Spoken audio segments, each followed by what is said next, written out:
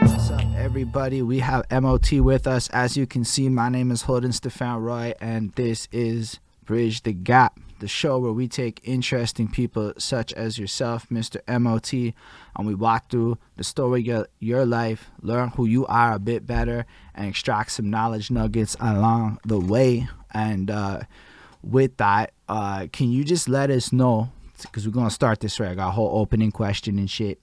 But like the first little preface question is, where does your life begin? Like, are you born in Montreal or you're born somewhere else? I'm born in Montreal, raised in Chomedy. Chomedy's in Laval, pretty much just right outside of the city, like just a couple minutes outside of Montreal. Been in Chomedy my whole life. Fire. So we're going to run through that. Sorry? It's like a suburb, but it's like a suburb, you know what I mean? Outside of Montreal. Yo, basically Montreal like a big island, and then Chomedy is like the first place you can go to given one highway. Because I used to get the Pindellis. They used to deliver to me in pure form. So like the Chomedy's Pindellis. I'm like 2 minutes from Pindellis, bro. Say word. So yeah, so Chomedy's like on the outskirts of Montreal. I would include that shit in the greater Montreal area, even though it's technically not Montreal.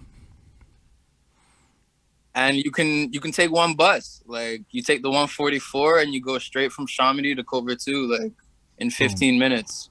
You know, it's literally one bridge away, the Chappelle Bridge.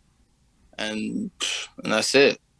Facts. So, yeah, we're not that far away. That's why I felt like, you know, a lot of dudes in Montreal, when I would go kick it, they would say, like, oh, you from Laval?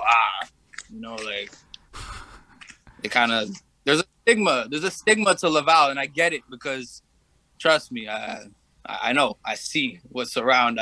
I went to a school with a lot of these, you know what I mean? These kids that you know. Bro, I don't even think that's the stigma. You know what I mean? I feel like there is that stigma, but part of it is just like the same shit, like how people hate Toronto here just to hate Toronto. Like, people just be like that here. You're like, oh, you're not fucking on island? Fuck you, you're lesser. People. Yeah. But with that, I mean, it's just changing now. More back when I was younger, it was like that. It was like, oh, you in Laval? You must be like some like rich spoiled kid type shit. And I was like, yo, we're not all like that over here. Like, you know what I mean? Some of us are living just like, you know, just like you guys in the city. It's just a smaller. Chomedy is just like this small little place, you know? But yeah, with that though, I do have my proper opening question. It's a little bit of a story, so I'm gonna run that, and then it will definitely bring us back into you being young.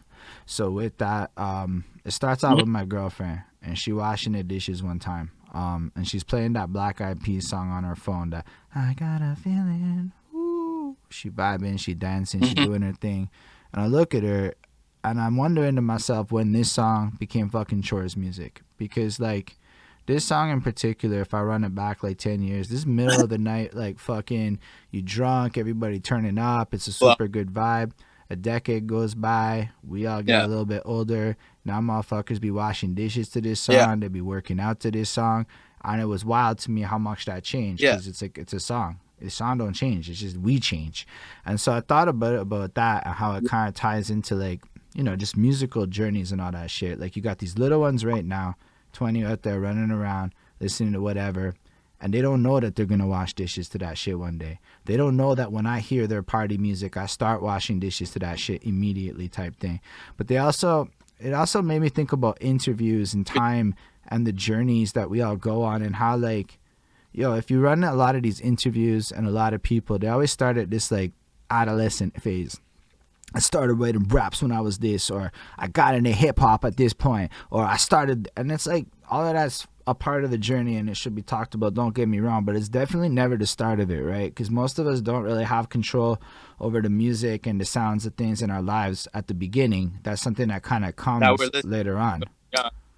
So like, so it's like the story. I feel like it comes when you're. Yeah, a lot of people have different times. Because I ask this question to everybody. So some people be answering like, bro, I was like 2 years old, drum prodigy. And I'm like, say word. But some people, most people, it's like teenage years, you form identity, you attach yourself to music. But for the rest of your life before that, it's like, you're at a hospital, you popped out, there's a song playing. I know in my case, I'm like 5 years old, I can remember it. We're in the apartment with the gray boxes all over, the fucking amp, the radio, the tape deck, all the wires going to everything. My dad be busting like Led Zeppelin tapes and stuff of that variety during the day. But at nighttime, yo, it's MC Mario club mix straight from the clubs in Montreal doing its thing. My mom, she's more of a Star 92.9 love song type, musicals, that whole vibe. That's too different. Yeah. And so, but that's dope. Depending on who you're with, right, you get different vibes, and it all kind of meshes up in you. And then when you're older, you love it all. It's all impactful, all of that youthful shit or young person shit. So I was hoping you could run us back to being the youngest M.O.T. you could remember being, and walk us a bit through the sounds of your younger days before you had any control over it, the technologies, the vibes. Like, bring us back to what it's like to being the youngest person you can remember. The youngest I can remember music-wise, I got to give it to my pops. It's one thing, I'll give it to him. He put me on to a lot of music, and I think my music taste comes a lot from hearing what he played around the house. And Chom was always on 97.7. Even when I'm in my car, that's the number one radio station that I'm pretty much. And I remember him just having a shit ton of CDs, shit ton of records, just like big stacks. And I'm just like, what are these things? And just going through the, back in the day when they had the booklets for the albums. Yeah. And you just like, you're flipping through and you're seeing all the art and you're seeing the credits, who wrote what, who did what. So that's early on. I remember just always, music was always just played, and it was always rock music. My dad's a huge, diehard David Bowie fan. So that was a big one, always in the house. Bowie was always on. And just a lot of that 70s, 80s rock shit is what I really was at the house listening to. And were you before I had any say in it? And were you vibing to it back then? Like, did it give you these aspirations of being a young singer and all this stuff? Yeah, it did, because me and my little boy were just like, okay, you're gonna play the drums. I'm gonna, just lip sync along to the, and we're gonna be a band, and then we'll perform for like my mom and my sister, like, okay, guys, look, look, hold the microphone for the TV or whatever, and like pretend like I'm singing and yeah, it's dope shit stuff. That was before rap. I remember going over to my mom was dating this dude, and I was best friends with his son, so it was like it was dope, So he had this little spot up north. You go in there, and then I remember seeing a drum kit, and I was like, oh, this is fucking. I'm not musically inclined though, so it's not like I got on that thing and started making magic, But it's just one of the first I could remember. Like, oh, that's a drum kick. Oh, that's a mic. Always there's something about a mic when I see, you see it on the stand and everything. It's like, oh, that's a mic. It's like there's a vibe to it. There was always a vibe I was drawn to holding the mic. I can say that. Yeah, it's dope stills. And that's like since you're young and you got exposed to all of this before you even had any idea where you were gonna go with it. I'm blessed I got exposed to the good shit, man. Really, the 90s, the rock shit in the 90s, the grunge, that's the stuff that was like always on. I remember hearing Pearl Jam before I knew what Pearl Jam was. I remember hearing Nirvana before I knew what it really was. Like, it was always on the radio, it was always in the crib, but I didn't know, oh shit, that's Kurt Cobain, like that's the guy, I didn't know that shit. It's just on. And then later when I get older and I go back and I'm like, oh shit, man, like, Pops put me on to some of the greatest shit. I'll give it to him for that, man. He took me to my first concert. No, my first concert was a Simple Plan concert, actually. Say a word. But he took me to a David Bowie concert. Yeah. So that's some of the early. It was like Simple Plan, like I guess is Simple Plan cool yet? Like, I mean, I know they weren't cool for a minute, but I feel like they're from Montreal and whatnot. They should get some love. Bro, they were always us because they were from here. Like as a kid, it was like, yo, this band is actually from. There was even a couple dudes who were from Laval, and so it was like, what? You guys are actually doing it, you know. I'm not gonna say that I still listen to Simple Plan, you know, but as a kid, you know, it was cool. That's dope. So, like, at what point does it kind of evolve a bit for you, and you kind of develop more of an interest? Does that come later on in life, or are you like enamored with other passions when you're young? I was like, when did the passion for music start? Yeah, like simultaneously that, but then also like, you know, just in case there's other shit going on when Or you're when did little. I start? Let's like go. when did I start listening to my own music, like what I want to do, type of shit? Yeah, when did it move into that? Okay, I'd say grade 5, grade 6. I think I got the Linkin Park Hybrid Theory, and I listened to that shit on my Walkman every single fucking day on the bus ride to the school, you know. And that was huge for me. That album front to back is whole thing. I got Chester right here in back of me, bro. You know what I mean? Like that's my guy. Bro, like that's my guy. That is one of the best albums of my times back then. I remember it vividly, front to back. Front to back. Over and over again. And there was almost nothing else like it that I had at that point. Dude, I went and I told my mom, I showed her the video for Not Crawling. Shut up when I'm one step closer. One step closer, yes. I showed her the video and he looked so cool with his spiky fucking yes hair. And I told my mom, I want to dye my hair, Mom. Can I dye my hair blonde? And my mom, being the number one supporter that she is, you know, she's like, if that's what you want to do. So, you know, we would go down to Jean Coutu and buy the little thing and come home. And next day I'm going to school and blonde hair, you know? Getting picked on for it. But hair, because I looked like Chester in my head. I was like, yo, you guys are laughing at me saying I got yellow hair. I'm looking in the mirror and I'm like, you know what I mean? Yeah, kind of. I fucked it that heavy. I wasn't allowed to bleach my hair, but I did the spiky shit for like probably way longer than I was supposed to. Like way into my 20s. No, that shit was amazing. It was a good time. He looked like a Super Saiyan, bro. You know what I mean? Actually, yeah, he did. And screaming like that, singing like that. The dude had a Super Saiyan voice, bro.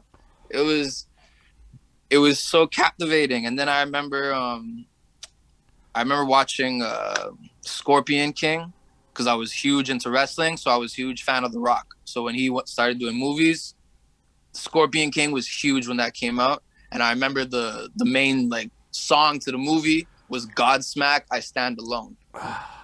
So that track, special to me. Godsmack became special to me later in life because one of my best friends, like, heavy metalhead, and he like really showed me. He's like, yo, you like that one song? He's like, let me show you Godsmack. And I was Sully, man. Sully. Yeah, that's dope. I'm loving this part of the chat. I'm not even gonna lie. You're bringing me back, bro. You're bringing me back to some high school fucking vibes, for real. Trust. And for me, that was elementary school vibes. Oh, say word. Like I was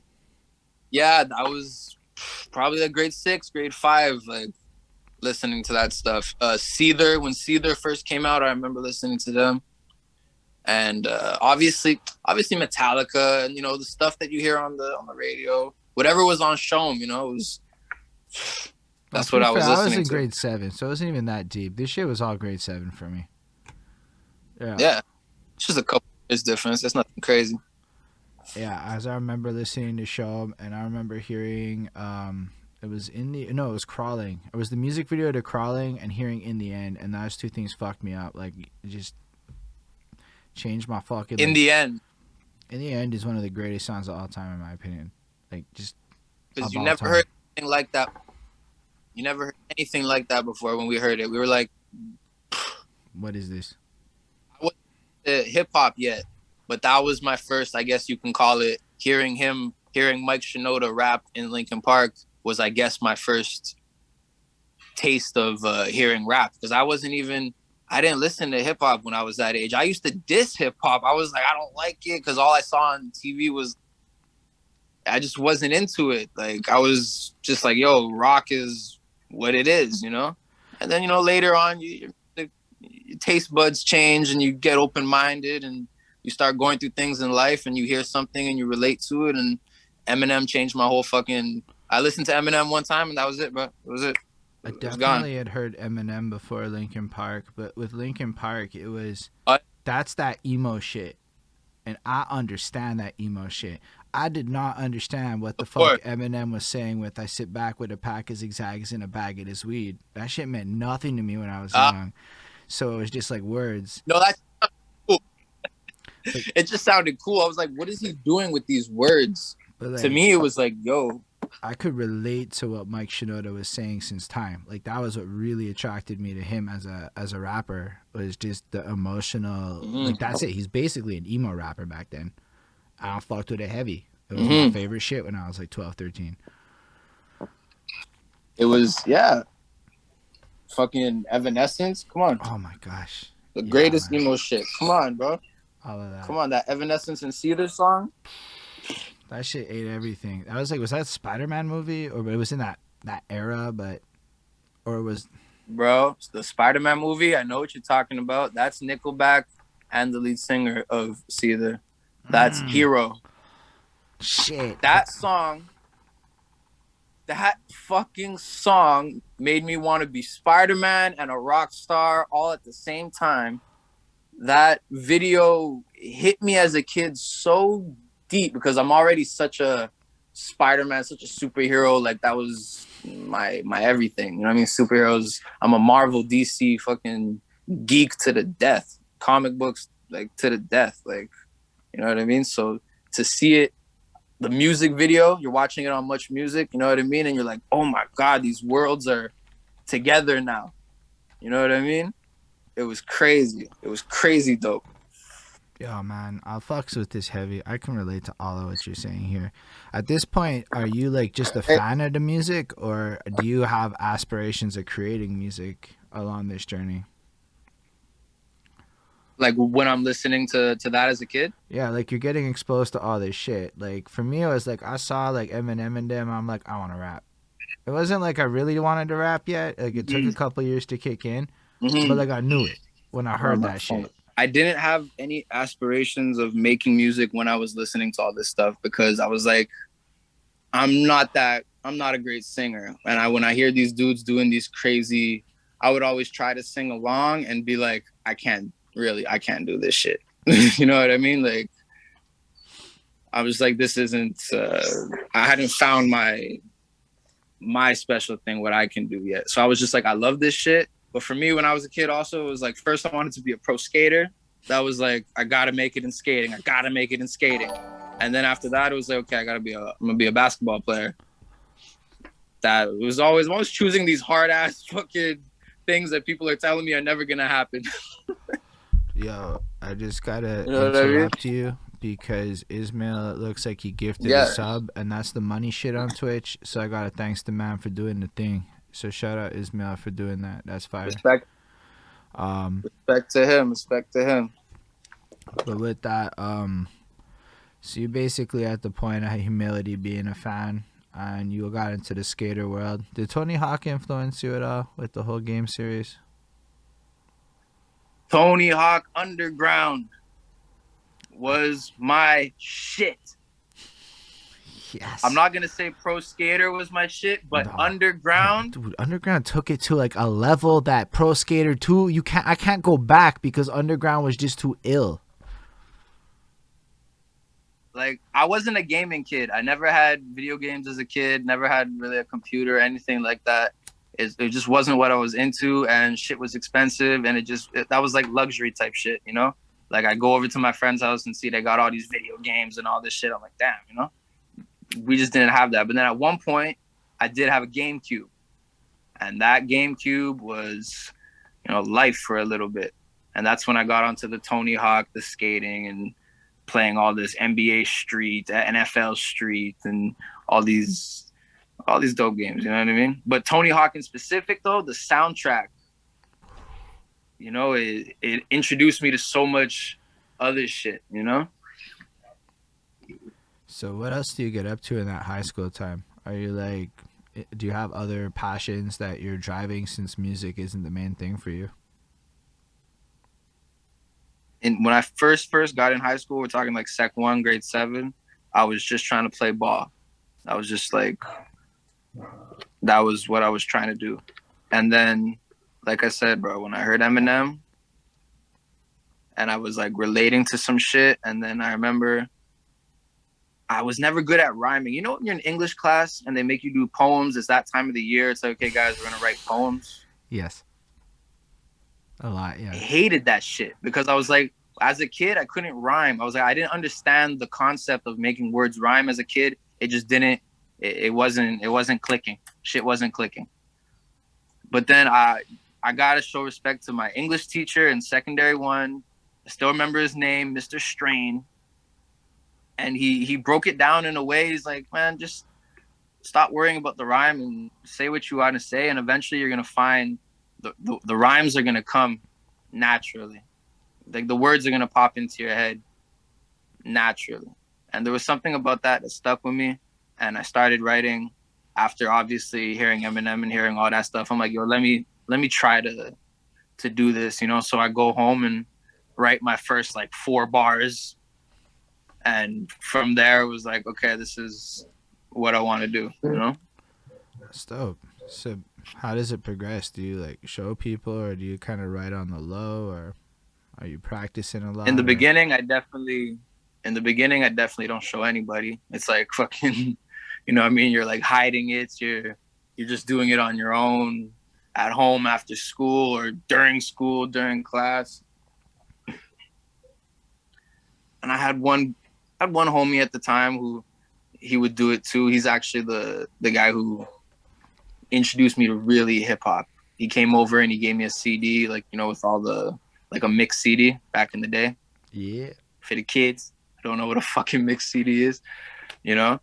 And that CD had Eminem. It was the first time I heard Lose Yourself. That CD had G-Unit. It had Kanye West. It had fucking, what was the other one? Just all that shit from that time. And I was like, oh, this is different. This is crazy. So I started rapping with him, just kids, you know, just writing little bars and recording them on our little flip phones, pressing record on the flip phone. And then you have like the instrumental on first you got to burn the instrumental from Limewire. This is the process. You got to burn the instrumental from Limewire. You got to get it on the CD, put it into your stereo, press play on the stereo, then press record on your phone. And you got to hope to God that you're in that good vicinity that when you're spitting your shit, you don't just hear you also hear the music. And that was the first time I ever recorded myself off a flip phone. Just press play on the thing and try to get it. You know what I mean? Try to make sure it's at the right distance from the music or whatever. That was the first time I ever recorded. And that's like Sec 1. That's grade 7. That's the first time. Say fucking word. That's like, yeah. Cause all the dudes in the 90s did the same shit with tape decks. Yeah. But I remember those flip phones, and I could see how they were used for that purpose. Or like, yeah, that's dope, man. So what did y'all do with it once you had it on the phone? Show it to my mom.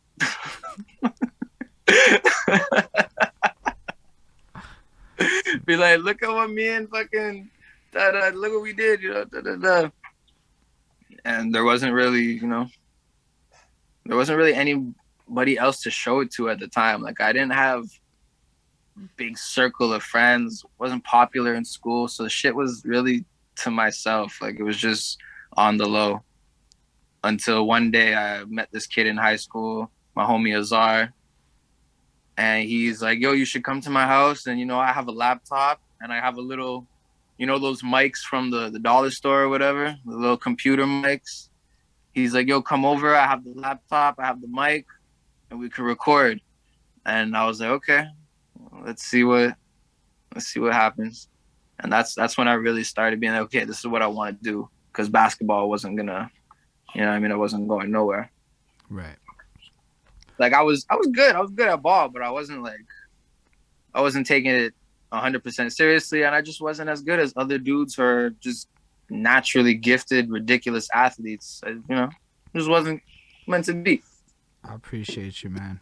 I get not everyone is built to become a high school athlete, especially back in the day when you didn't always make the teams and stuff. And even if you were good, I remember I got cut right quick. I was 12, boom, you didn't make the team. Moved on with my life. I'm not even gonna lie. But like, the music thing's cool to get into so early. Like, I'm impressed by how y'all were like moving with it, because so many people in this age group are not making moves like that. We just not doing anything of the variety. How are y'all getting beats? Oh yeah, you said Limewire. So you got the Limewire beat flow, bro. You got the fucking gear set up. Say a fucking word. So you guys were like a little bit, playing this game proper at that point. Yeah. And then when I linked up with my homie Payne. He came from Atlanta.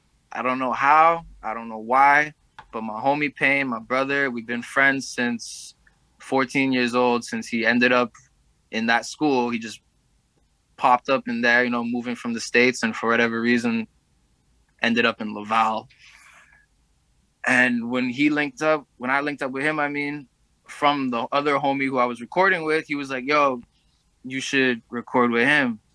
And then I linked up with him, man, and we've been making music ever since. We used to skip school to go to his place. He had one of the first Macs, the little tiny, one of the first Mac computers, and that's when we made the transition from, okay, fuck Limewire, we're just going to record off YouTube instrumentals. Right. And just on the Mac, you can just click record, switch page, go to the YouTube, and that's how that started. And then next thing you know, we're pressing up CDs and I'm passing them through the school. And next thing you know, everybody knows, people are talking about, like, it was that kind of thing. It was cool. It was a little moment. It was a vibe. I'm not going to lie. As a kid, it was a little vibe.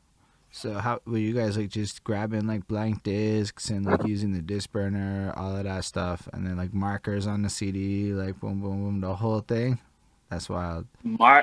Marker on the CD, press up like 20 of them, bring them to the school, sell them for like $5. If somebody don't want to pay $5, okay, bro, give me like $2-3, it's fine. And that's it. That's wild. And then all your costs are what, $5 to buy the pack of CDs in the first place or whatever. Actually, CDs may have been more pricey back then. I can't remember.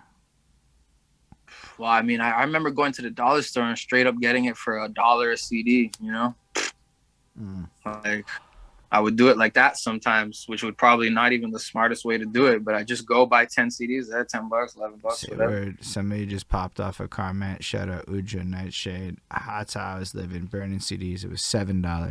Just imagine $7 a disc to burn one. But now it's probably like, I don't even know where I could buy a CD. I mean, I know where I could, but I haven't bought a CD in a real long time. The last CD I bought was...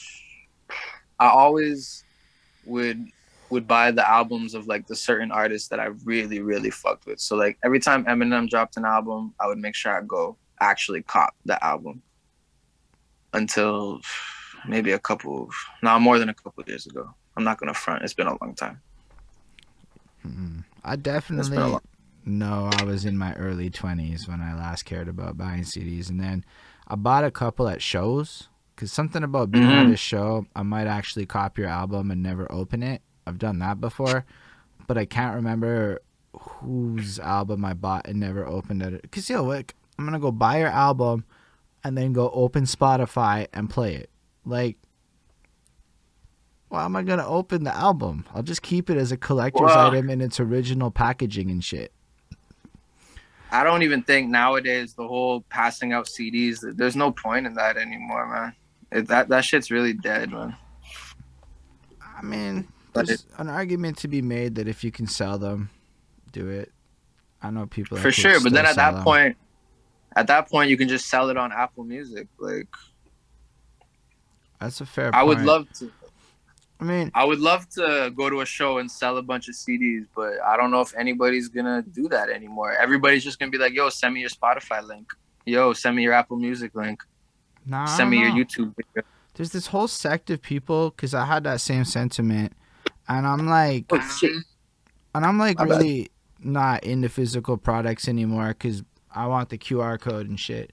But like, every time I had this conversation, not every time, but a large sect of people I have this conversation with have assured me that there's a high value in having that level of physical intimacy with the music at a certain point. Like, I personally don't know if I'd literally press discs for merch. That's just not my move because of the plastic involved at this point more than anything else. But if it wasn't for the plastic, I think there's a lot of value in having that shit at a show because people want to like pick that shit up, hold it in their hand, and fucking give you money more than I think they want. They also want the Spotify link, don't get me wrong, but I still If think anything, there's I think value it's in like that phenomenon. it's a nostalgia factor. Like, oh shit, you got CDs on you? Oh shit. Okay, yeah, I'll buy you a CD. Yeah, I'd have vinyls too if I could, but that's But like then, hella like, pricey. but bro, people are gonna buy your CD, and where are they gonna play it? How many people got In a? the whip, in the whip, in the whip. It's all the in the whip people. All the I people I know that guess, have whips with CD players in them are really yeah. bad. Like I got into a rapper car one time to do basics. First thing he does, pulls out a 2010 Montreal mixtape, pops it in the CD player, and plays the shit for me because he wanted me to hear his. And so I'm like, yeah, there is a crowd. Is it a big one? I don't know, but it exists. So it makes me wonder if Of like course, you stack shit up right. In theory, you could move the product if you know what you're looking for in a clientele. of course, you definitely could. If you have people that believe in your shit and they really fuck with your music to the point that they want to spend that $10 to give it to you, or spend $20 to come to your show in the first place. I wouldn't even ask somebody to buy a CD after they already bought a ticket to the show. I'm so thankful that you even bought the ticket to the show. Here's the CD for free. I feel Like, you. on some real shit. I'd definitely I'm sell not you a shirt even. after that, though. I'd happily sell you a shirt after coming to my show. Don't get me wrong. That shit has upfront costs that I want to make back and recoup.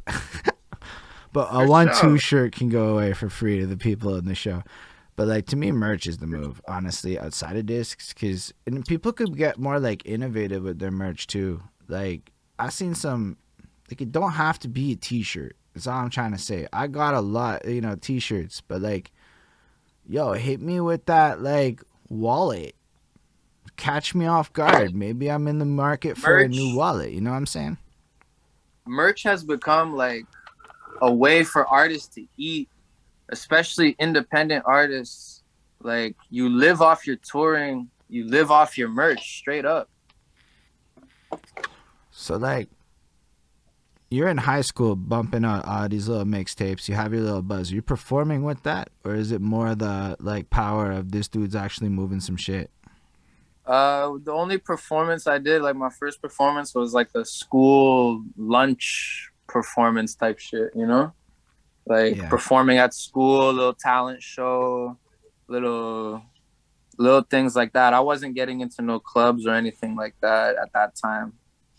It was Yeah. all just whatever was going on at school or little parties, like little parties, pass some mic maybe type of shit. But then at the same time, I was always super intimidated to rap in front of people. It was scary, because you're putting yourself out there. And the first couple of times you do it, people are gonna be like, yo, that shit's trash. Like, it's whack. Like, you have to get 9 that's trash to get that one, yo, that was good, to build your confidence. And if you can't take those 9 people saying, yo, you're trash, then most people stop after that and they never continue. Yeah, that's a fair point. I wasn't And I really. probably was trash in the beginning. There was a lot of trash in the beginning. I think a lot of people think back on their younger years like it was trash, but I bet like other 15-year-olds fucked with your shit, and that's the other part. Yeah. Old people, never fucked with 15-year-old shit. That's just what we gotta remember in those moments. I don't think a lot about that because, like, I don't know, like, as you get older, like, you just kind of look back like it's corny, but it's probably authentic as fuck. You felt whatever corny shit you were saying. Yep.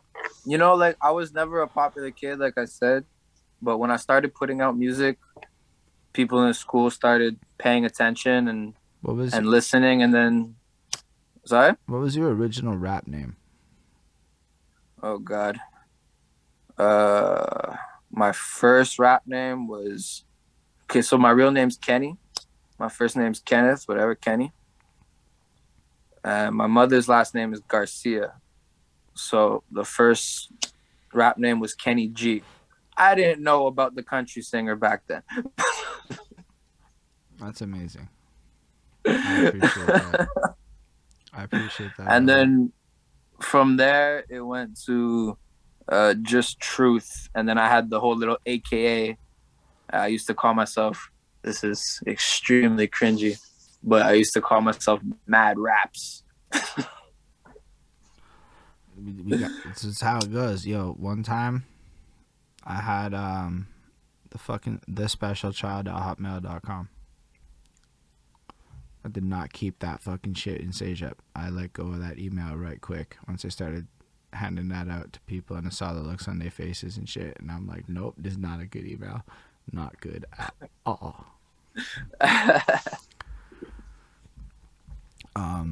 That's still wild that you basically be banging out mixtapes in high school and shit, or tracks or whatever it may be. I guess I have to thank my homie Payne for that, because if it wasn't for him, you know, I'd just be the little loner writing his raps in the corner by myself. You know, he really like said, "Yo, we're gonna do this," because he was from the States, you know, so he was already doing shit in schools back then, and the whole vibe of being in the States is like, "Yo, we can do this." We don't really have that vibe over here, especially back in the day. Nobody's rapping really thinking, "Yo, this is something we can do." Big facts. That's a huge statement. So like, I guess what happens after high school for you? Do you still pursue this? Yeah, by the time I finished high school, I was telling myself and everybody else that I'm gonna do music in life. That's the only thing I want to do. I told my mom I don't want to go to college. She just said, please graduate. So I did that for her. I graduated high school. You know, it's not a big accomplishment, but for me, it's something because, like, you know, my dad didn't graduate high school type shit. So for me, it's like, okay, at least I got that. You know, it's not much, but it's something. And then it was just the 9-to-5 grind right out of high school. It was just, you got to get a job and, you know, try to help out the fam at home, and just shitty job after shitty job. And then while doing the shitty jobs, just going to this, trying to find studios, writing music, and just grinding. That's a very concise way of putting all of that. Yeah. But I spent a lot of time just, you know, recording music, trying to make it as good as I can make it. It took years to be good, to be decent, for me to consider myself like, okay, no, I do this well. It took a long time for me to be confident enough to be like, nah, man, I do this shit well. It's the only thing that I feel like I do well. You know what I mean? Yeah, I appreciate that. I mean, I'm not a school kid. I'm not a handyman. I never wanted to go work construction. I never built none of that. Like, when I found music and I found writing, like writing verses, just letting everything out, you know, just this therapy type shit. When I found that shit, my life changed. I was like, I don't want to do anything else but put words together. As corny as that sounds, like, that's what it was. Nah, I think it's corny at all. I'm basically doing everything in my life to be in a position where I can put my words together like that. So I fucks with that heavy. So when it comes down to your whole like musical process, from what I understand, you kind of just you're working for a minute. At what point do you start to like decide to like take it more seriously? I see you got like a bunch of music videos since like 2017 till now. So like, Yeah, how does that like flow work for you? I spent way too long, like I said, trying to make it uh, good to my standards. Like I spent a lot of time. I spent a lot of years just recording and recording and recording and never releasing nothing until, and everybody who was around me was like, yo, release, release, release. And I'm like, it's not good enough. It's not good enough. I didn't want to put anything out until I felt it was solid. And then even when I did put something out, a year will pass and I'll be like, fuck, that shit's not solid. Why did I put it out? But that's just the process, you know? So I guess it was really a couple years ago where I'm like, hey, I need to start doing music videos. I need to take it seriously. I need people to see that this is what I'm doing with my life. So that's why my Instagram, all you see is my music. I don't use any other social media. I don't use Facebook. If it was up to me, I wouldn't have social media. Like I wouldn't have shit. Maybe I'd have a little Instagram to follow some things, but like I wouldn't use it. I only use it for my music. That's it. Nice. So I really started taking it seriously. Yeah. So I started putting my all into it these past couple of years. I'm not going to front and be like I was putting my all into it since I was 16, because I wasn't. I mean, that's real candid. And I really think it's interesting that you touch on that, but the fact that you didn't want to release it because you were perfecting it. Over the course of this journey of interviewing people, I found myself really getting along with sound engineer studio guys, and they've told me some stories. Of course.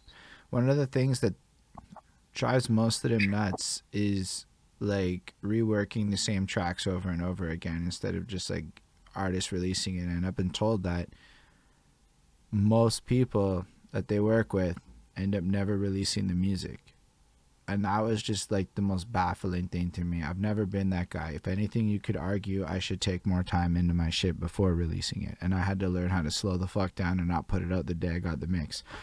So like I had the opposite shit, so it was a little weird to me to hear that people be like that. But what is it that you're listening for in those moments? Like that's the thing that I'm most curious about. So like you hear the track, right? Like are you hearing these like subtle differences between each version of it that change it? Is it drastic shit? Like how does that work in like your perceptions? Like I have to be able to listen to it 50 times in a row and not hear anything wrong. If I mispronounce a word, if I stumble on my flow, if I'm off beat, just one word out of the whole 16 bars, if one word is off beat, it's like, well, if I notice it, somebody else will notice it. So I'm like, it's garbage. Let's do it again. Or I'm never putting this out. Like I was just super picky with myself because the bar I was setting for myself was so high because I'm listening to all this super, I started getting into like Tech Nine and Yelawold and super lyrical dudes, Bone Thugs and Harmony. Really, when I got into that, it really changed the whole harmonizing and bringing melodies in and shit like that. I was listening to top tier shit. So I'm like, yo, I don't want to put out lesser quality. I'm like, if my shit's not as dope as it can be, it's whack. For better or worse, that was my mentality. And I kind of wasted, I don't want to say wasted time because it was all for a purpose and it got me to where I am. But there's years and years and years and years of music that nobody will ever hear that I don't even want to hear ever again. You know what I mean? Yeah, it's wild. I mean, I appreciate it because I find your music's really like got like a level of meticulousness to it.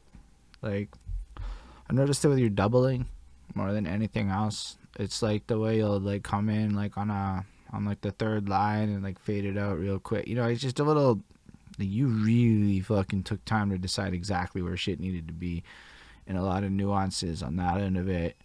Or I'm like, I respect that. Man, I don't even give a shit. I like I'm not gonna lie. When I record a track and I do that part, it's more like, all right.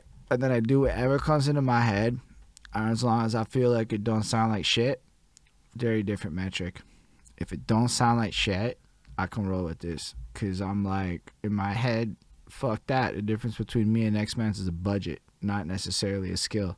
So, like, for me, that's how I felt the whole career. To my chagrin, right? And it's not good, because I've made some really shitty choices over this mentality. Don't get me wrong. I had to learn how to get more, like, wise as I aged a bit, but I don't know. But it works for certain artists. Certain artists just, they go in there, they lay it one time and they put it out, and that's it. And especially, unfortunately, like, nowadays, I was never like that. I always did it like a few times, but like, you know, like, I just like, I would recognize when I was like, this is the best I'm fucking getting this shit until 6 months goes by. And fuck that. I'm not waiting 6 months to put this song out. That was mostly the like more conversation I would have. Because, I would want to hit a melody in my head and I'm like, I can't sing that shit. I'm going to wait. It took me almost 9 years to hit some of the melodies I was thinking of that long ago. Trust, I wasn't waiting that long to release the music. I was compromising my whole fucking music career. It's just been compromising for days. In fact, now it's like I compromise less than I used to.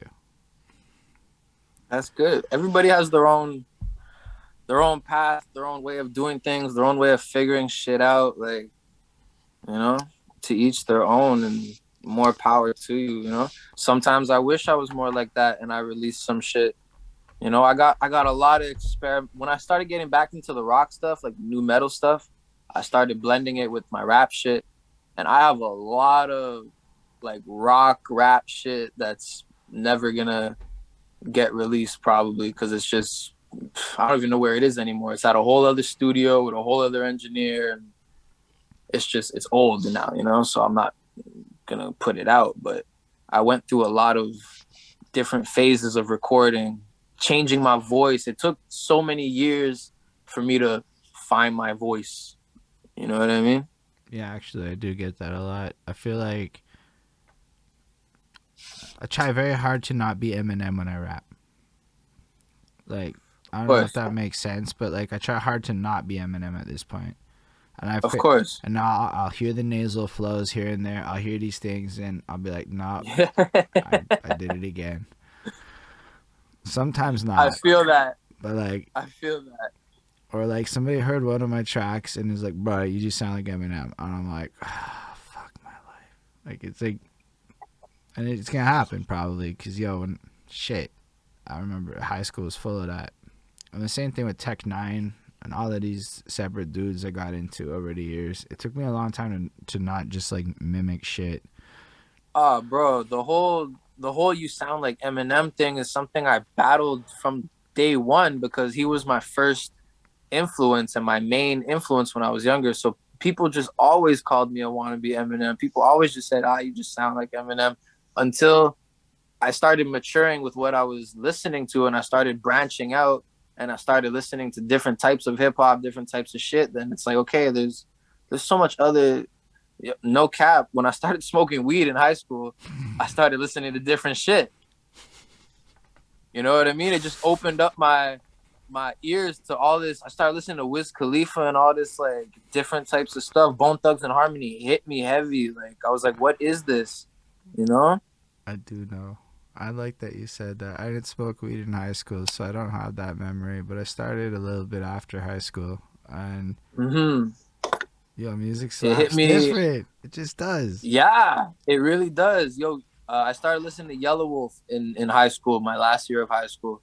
And that was huge for me, because I was a different type of, it's like, okay, there's another white boy doing it, but it's like, it's different. He's not like Eminem at all. He don't sound like Eminem at all. He's a completely different vibe. It's like, okay, there's different, you know what I mean? Then you get into everybody else who's doing their thing, and you just find your own lane after a while. Nah, I relate heavy to that. Yelawolf was big for me. Especially huge. When I started like getting into music proper, because I think I just discovered him at that point. I don't remember what it was, but it was the Shady 2.0. What am I saying? Eminem fucking put him on the front of the world and said, listen to this man. Yeah? So of fucking course I did. I was like, well, Eminem said I should listen to Yelawold. And then they were out doing tracks together. It's like 2010 and shit, 11, when they dropped that album with Gangsta Boo on it. And at that point, YouTube is like my shit. That's how YouTube, it's it. I'm over for that. And I remember just being in call centers listening to YouTube all day at the time. And I really got into Yelawold at that point in life. Like, he was the guy after Eminem that got me to go look for other white boys. I'm not gonna lie, at that time it's kind of what it was. I was looking for white boys. Same thing, bro. And then I found Machine Gun Kelly early on. I found him way before all this pop punk bullshit. But when he did the Rise Against cover, the cover of fucking Swing Life Away got me in. That whole Black Flag project fucked me up. Yes. Is the way. Yes. Dark Side of the Moon. Oh, where you at, word. Kels? Where's that Machine Gun Kelly now, bro? Whatever. He that's got mushrooms in his fucking life. Mushrooms. No, he got Megan Fox in his life. To be fair, because here's how I see it. He was doing all that shit. Then he got more famous and got deeper into that kind of shit. And that's how you got on that wave where Rap Devil popped off. And if you listen to the rest of that project, it was not like Rap Devil. It was a lot more like, I did psychedelics in the hotel room at 4 a.m. That was more what he was doing. Yeah, and then after that, I feel like somehow he just landed on pop punk, which isn't even new for him because he'd been dibbling and dabbling the whole time. And it broke the charts. So it's like, what are you gonna do? Go back? I don't think anybody was expecting MGK to have a fucking #1 record after that, but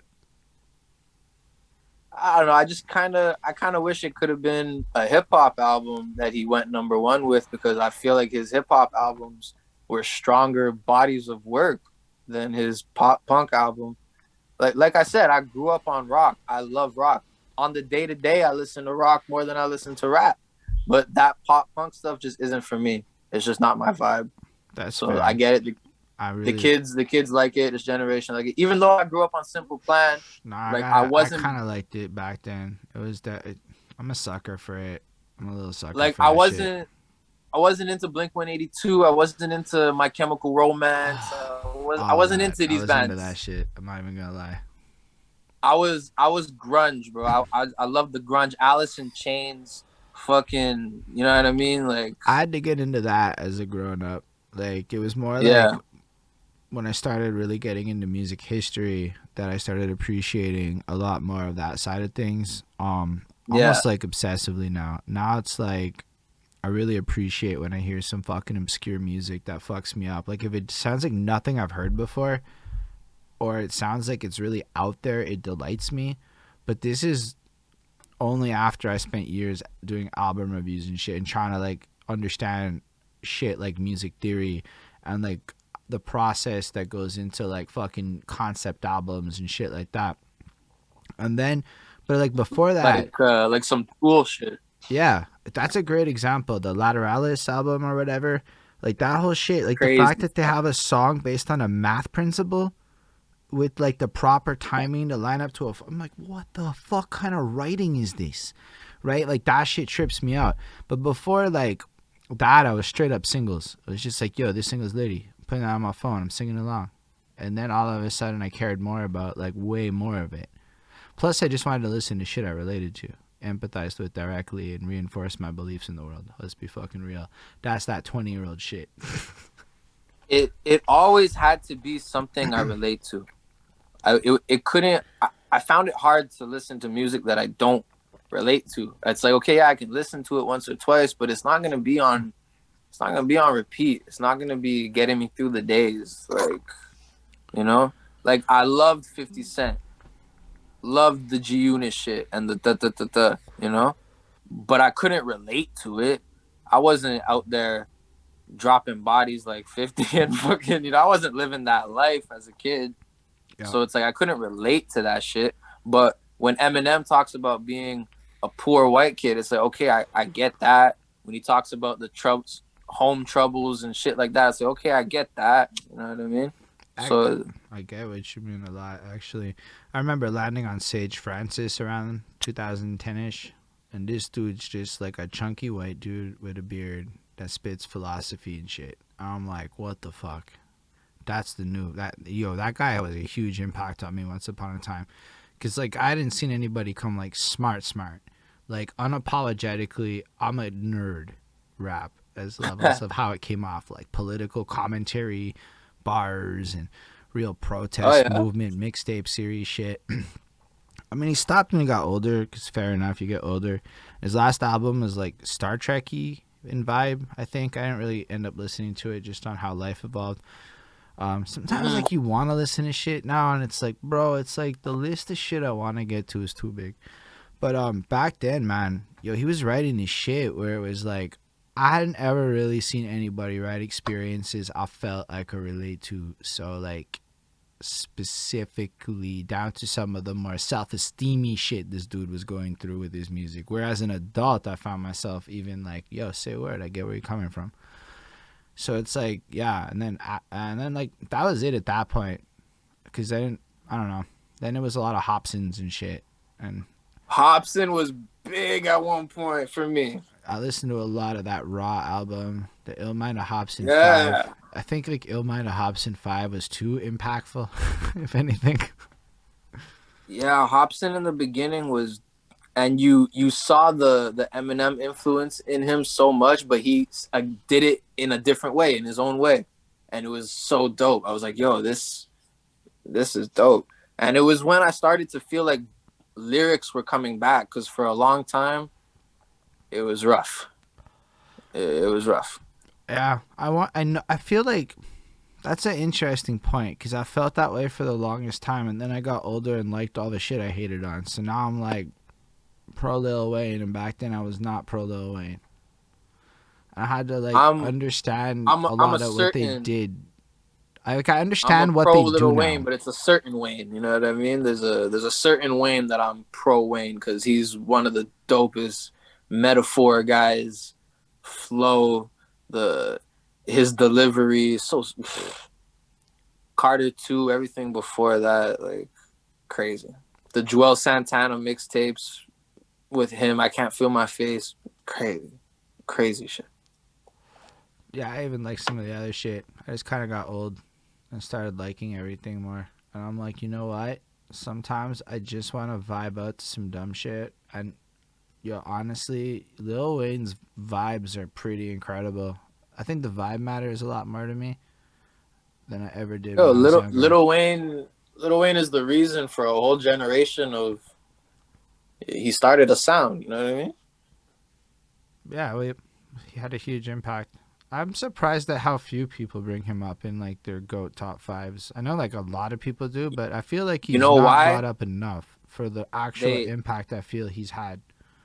They did him dirty. Everybody was on Wayne's tip, and everybody was Lil Wayne. When I was in high school, it was Lil Wayne fever. Everybody would dress in red, and little white boys thought they were Bloods because of Lil Wayne. Like it was stupid. And then he fell off, I guess, because of bullshit that was going on with Cash Money, and he wasn't putting out the same type of music, and everybody just forgot about dude. They do him dirty. He's a legend. Everybody just forgot about dude. They're like, he's not doing... There's no more Lollipop. There's no more, like... They do him so dirty. Yeah, there's that, like, fucking Swizz Beatz song. They're like, get the fucked up. 5, 4, 3, 4, 1. Let the blah, blah. That one go. Yeah, that one. Hard. That shit's amazing. Carter 5 is dope. You heard his verse on the Baby song, Lonely? That's like some new shit that just dropped not long ago. No, I'm like mad out of touch with new music. Like this year, so am I, but this fucking one fell off heavy. Like I don't listen to the Baby a lot, but this one was hard. I fucks with the Baby is one of those dudes where I've never really been like I want to turn the Baby off, but I don't ever feel compelled to like I gotta memorize this dude's bars. But like, I just enjoy watching his music videos. I definitely want to go like this more because of the Baby. He really does. Like for sure. Like, he's so fun. He makes me want to be more fun. I'm not even gonna lie. He's an entertaining dude. He's an entertaining dude for sure. But yeah, he's cool. And the flow is just nice. It bops. What His he says. Flow is dope. He got bars.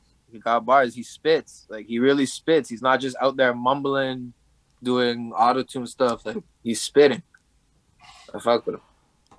Yeah, no. No, that's fair. So, like, as far as where your career is at now, do you have like projects in the works? Like, what are you up to these days with it? Because I know you hit me up to do the interview, which is fire. Because again, like, I'm like on my quest of learning who people is, but how do you see your like next little bit playing out with regards to your projects and whatnot? I really feel like in the past 2 years, now it's like I got the ball rolling a little bit. Like, the snowball is starting to roll. Because like we've been saying, I've been doing music since 16. I've been recording in studios, even if it's just my friend's studio, we'll be in a closet, but I'm still recording. I've been recording music consistently for 10 years. But now it's the time. In the past 2 years, everything I've released, especially in this last year, I'm standing behind my shit now. And I'm not really working on an album, so to speak, but I'm just going to focus on consistently dropping, consistently putting out content, and consistently showing people that this is what I'm doing with my life. This is what the fuck I'm doing. And I do it well. You don't have to, it may not be your type of music. You don't have to like it. And not a lot of people like the half rock shit. Not a lot of people like the, it's not for everybody. But, I know for a fact there's an undercurrent in Montreal that fucks with that shit. Like, there's too many people that make that kind of music for it to not, like, be a vibe. Like, I've got a 2-3 song that fit in nice with your new metal shit. Like, I'm telling you, like, one of them's not out, but I could show it to you because it's just, I don't know if I have permission to release it. But I did a whole track with a band that wanted their Rage Against the Machine moment kind of thing. So, like, okay. Motherfuckers be, like, into it. There's just, I don't know if, like, the fans are into it. I assume they would be, but there's like a shit ton of like artists just all over that kind of independently fuck with Honestly, that don't like congregate and create like the vibe. But I would go to the new metal rap show. I thought it was like the other way around, and I feel like the fans and the people who like music want it. I feel like the artists and the musicians, sometimes I found it hard with metalheads and rock heads. They don't want to hear no rap shit.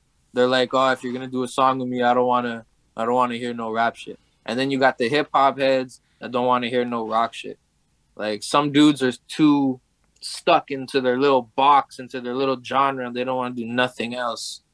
And it's hard. It's frustrating sometimes. That's why I kind of eased off the new metal shit, the rock shit. I kind of eased off it because, I definitely it's not as easily. It's not as easily. I don't know how to put it. I guess it's just not as easily taken for people. Some people get shocked by it. Some people get like put off by it. They're like, oh, what's going on? Are you a rapper or are you a rocker? They're asking me like, yo, what do you do? Because for a certain amount of time, I was putting out one song that sounded like this, and then I put out another song that sounds like that. And then I'm doing like horrorcore Halloween videos, and they were just like, yo, what are you doing? What's your sound? And I'm like, I don't know, man. I'm just doing whatever the fuck I feel like that day.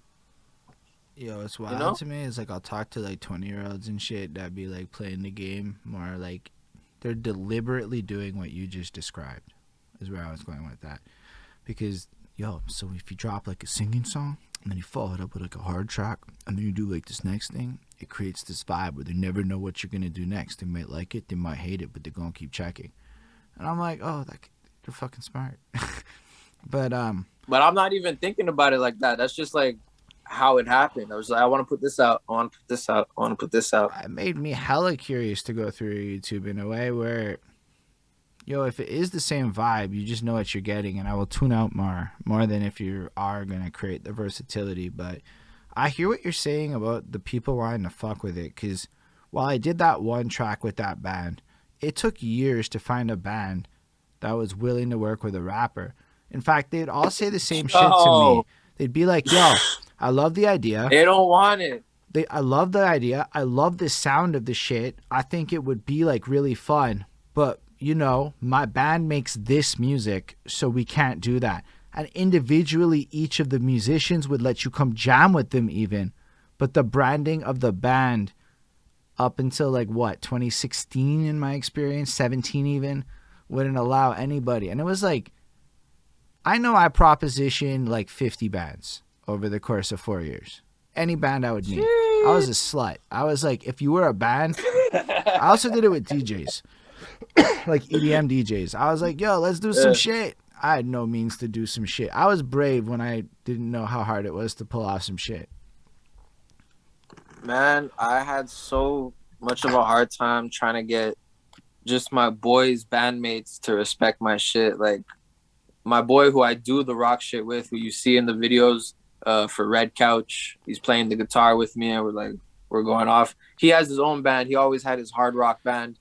And, like, I always wanted to work with them. I always was like, yo, Jay, man, let me do a song with your band. And he was all for it. And then the rest of the band's like, I don't know, a rapper, I don't know. And it was so hard. It took so long. Like, yo, and now I'm not even gonna lie, it feels like that's the current, like, there's a lot to be done in that lane right now that's profitable if we want to go down the path of, like, not even because of like local trends, but just like Travis Barker, like, almost single-handedly has revived a lot of nu metal, in my opinion. He did so many things with rappers. I mean, you could run that shit back to the like 3 a.m. remix and shit like that. Oh my God. Like, think about the how Forever. Like, they did Forever live remix. at the fucking Grammys. They turned it into like a nu metal jam for a VMA performance or some shit. The Forever I feel like remix. by himself, he was like a one-man mission to like make sure that nu metal to work with rappers. Yeah. But like, and then I heard him do that project with Suicide Boys, which I loved, which surprised the fuck out of me. Yo, what's up, Chemo? It surprised the fuck out of me because, come on, like, at first I was a hater when it came to Suicide Boys. Not like a typical hater, a old man hater. Like, fuck this, I'm being old now. And then I stopped being old when I heard it with Travis Barker. I heard the shit they did. I'm like, oh, this is so litty. And then I went back and I'm like, oh, I'm just being an old man.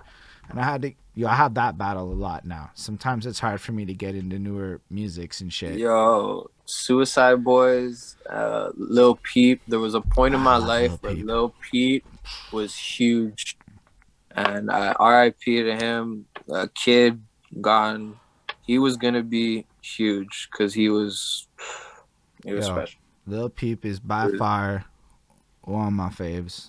I'm gonna throw it out there. Like that whole emo rap scene, the XXX shit, that whole Suicide Boys, Ghost Main, all that shit. I loved it because I was like, oh shit, I related to it so much. Like, because for a certain point of time, it was only really like I was hearing just like drill stuff, you know, like the Chicago stuff, and then like that music is really what's popping. Or if it's not that, it's the melodic auto-tune sing rap type stuff. That's what's really popping right now.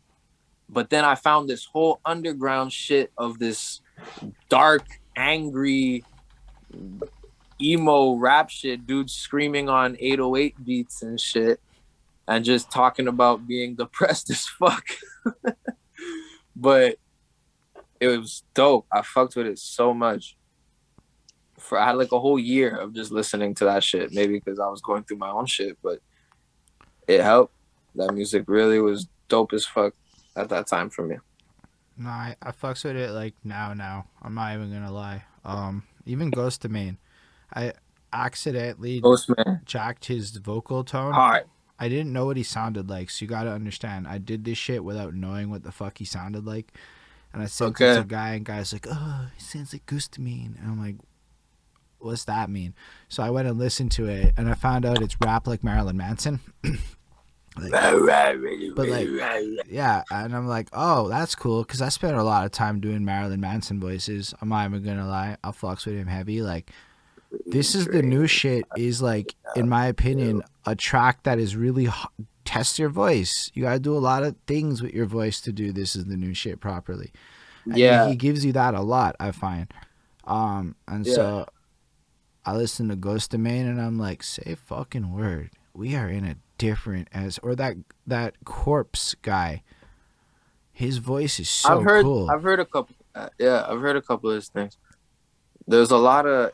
It took a lot of time for me to learn how to use my voice in different ways and do different sounds and be unique with it. You know. Yeah, that shit takes practice. Yeah, for sure. And listening to all these different dudes who do it, I always admired and I always was inspired by artists who didn't sound like when you hear them talking in the interview, they don't sound like how they sound on the CD. Like when they sing or when they rap, it's a talent. It's a different vibe. It's a different voice. Something comes out and it's something different. You know what I mean? I always really fucked with that. Nah, I fucks with that too. So as far as live shows go, you said you haven't done a lot of performing, right?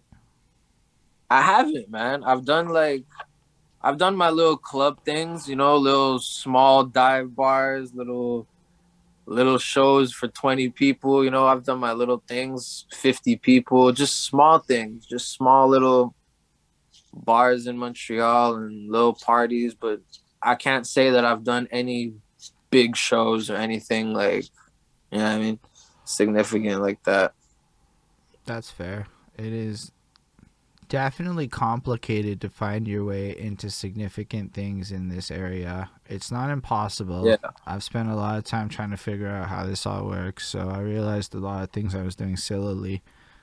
But man, this whole COVID shit really made me miss performing in an empty bar, man. That ox. There's something dope about it, because even if there's 20 people in the place and you go and you perform and you know what I mean, they're not paying no attention, they're not giving you no mind, but then after you get off, and later on in the night, there's just one person can come up to me and be like, yo, your shit was dope.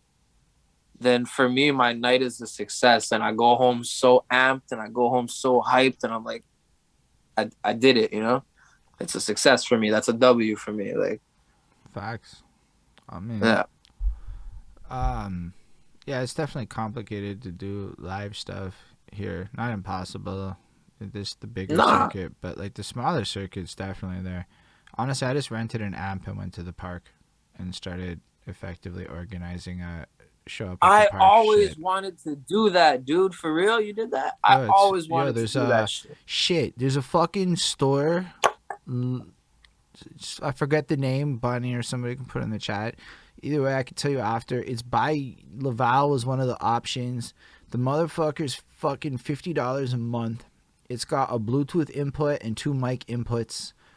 Bro, what the fuck else do you really need to do some in the park shit but 2 mics and a fucking Bluetooth?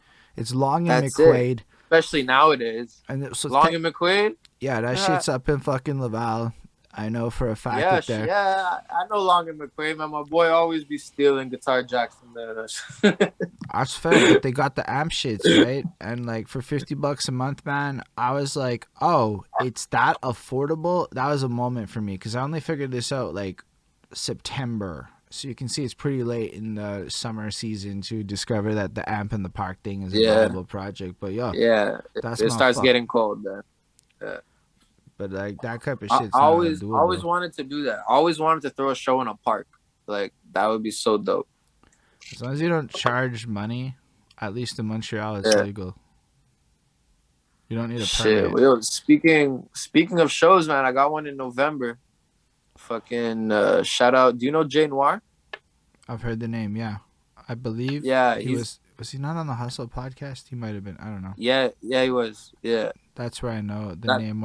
That's where I saw you. That's where I saw you on the Hustle podcast. Say word. Yeah. Because anyways, but Jay Noir Justin, I knew him since high school too. When I was rapping in high school, he was rapping too. We were both doing our little high school thing at the same time, And he was always been doing his thing since then. So he's putting together this show, man, November 19th.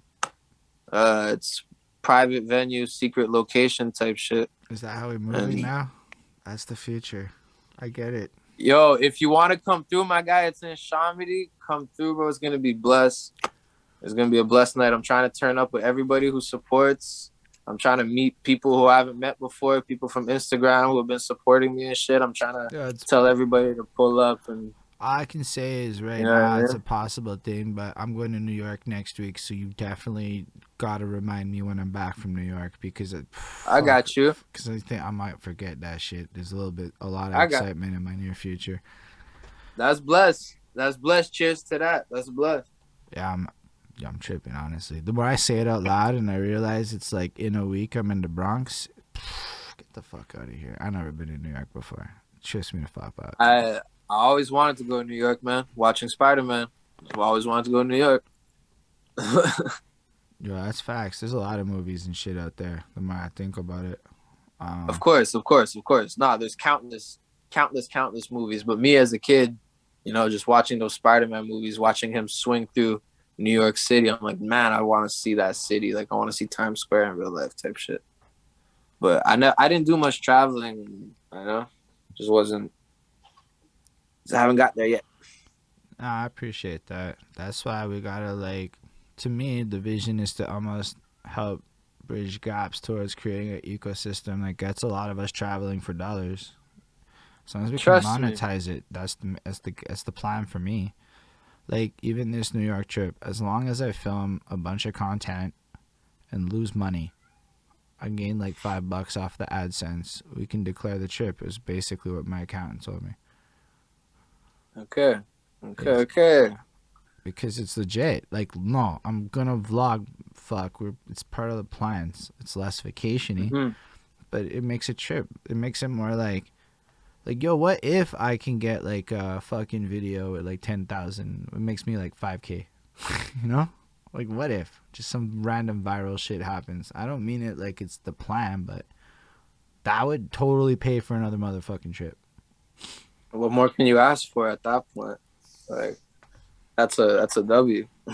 So like, that's kind of like the dream for me, is to get it all like set into a place where like we're incentivized to travel, because there's dollars attached to it more than at home, where I don't know how to compete with the city of Montreal. That's my biggest issue. It's like, forgets all the rappers and all of that shit. Like, it's like, how do you compete with Just for Laughs and Jazz Fest? That's the shit where I get fucked up. It's like, you can't. The city needs to put on for hip hop more. They need to recognize that there's a pretty fucking big hip hop scene in the city, and hip hop is the youth. They're starting. You know what I mean? Everybody in the city listens to hip hop, whether you're, a street kid or you're some hipster kid. You're still listening to hip hop. Like, at the end of the day, everybody listens to hip hop. Rap is consumed by everybody now. It's not just for the hood no more. It's for everybody. Like, so the city needs to realize that there's money to be made. You know what I mean? So I started interviewing local politicians.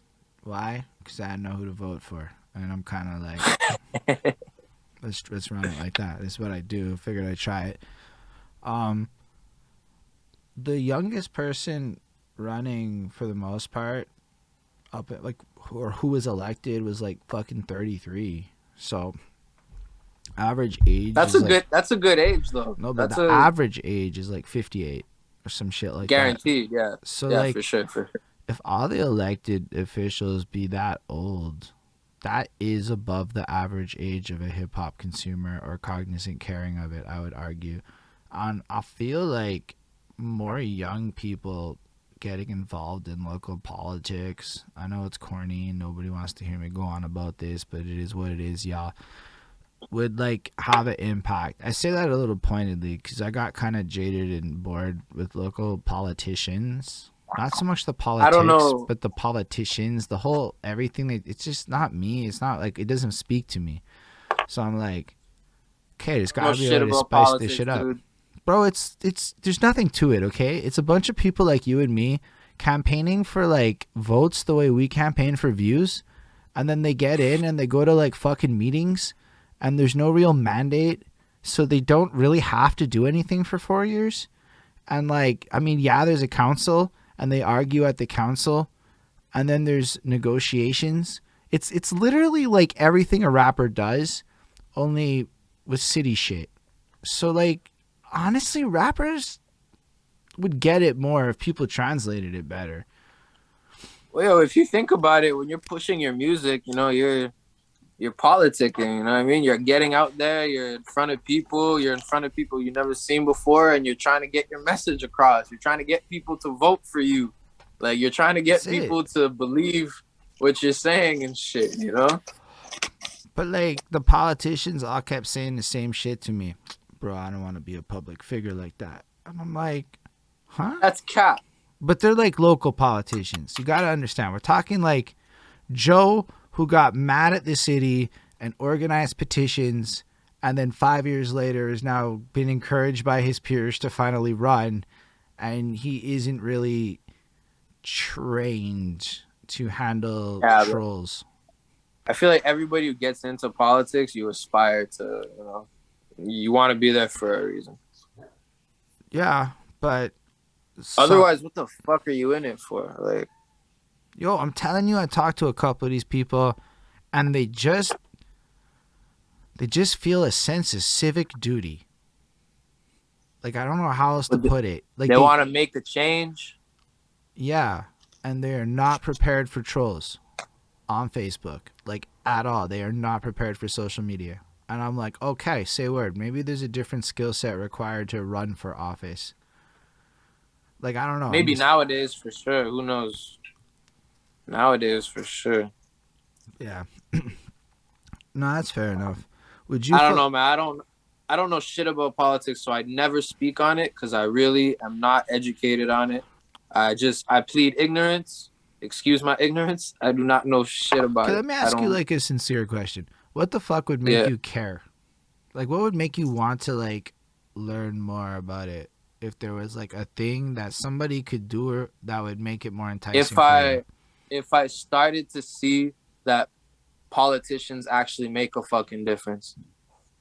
If I see some change happening somewhere in the world and it's not just a fantasy, then maybe I'll start believing in the shit. But honestly, I'm a very, you know what I mean?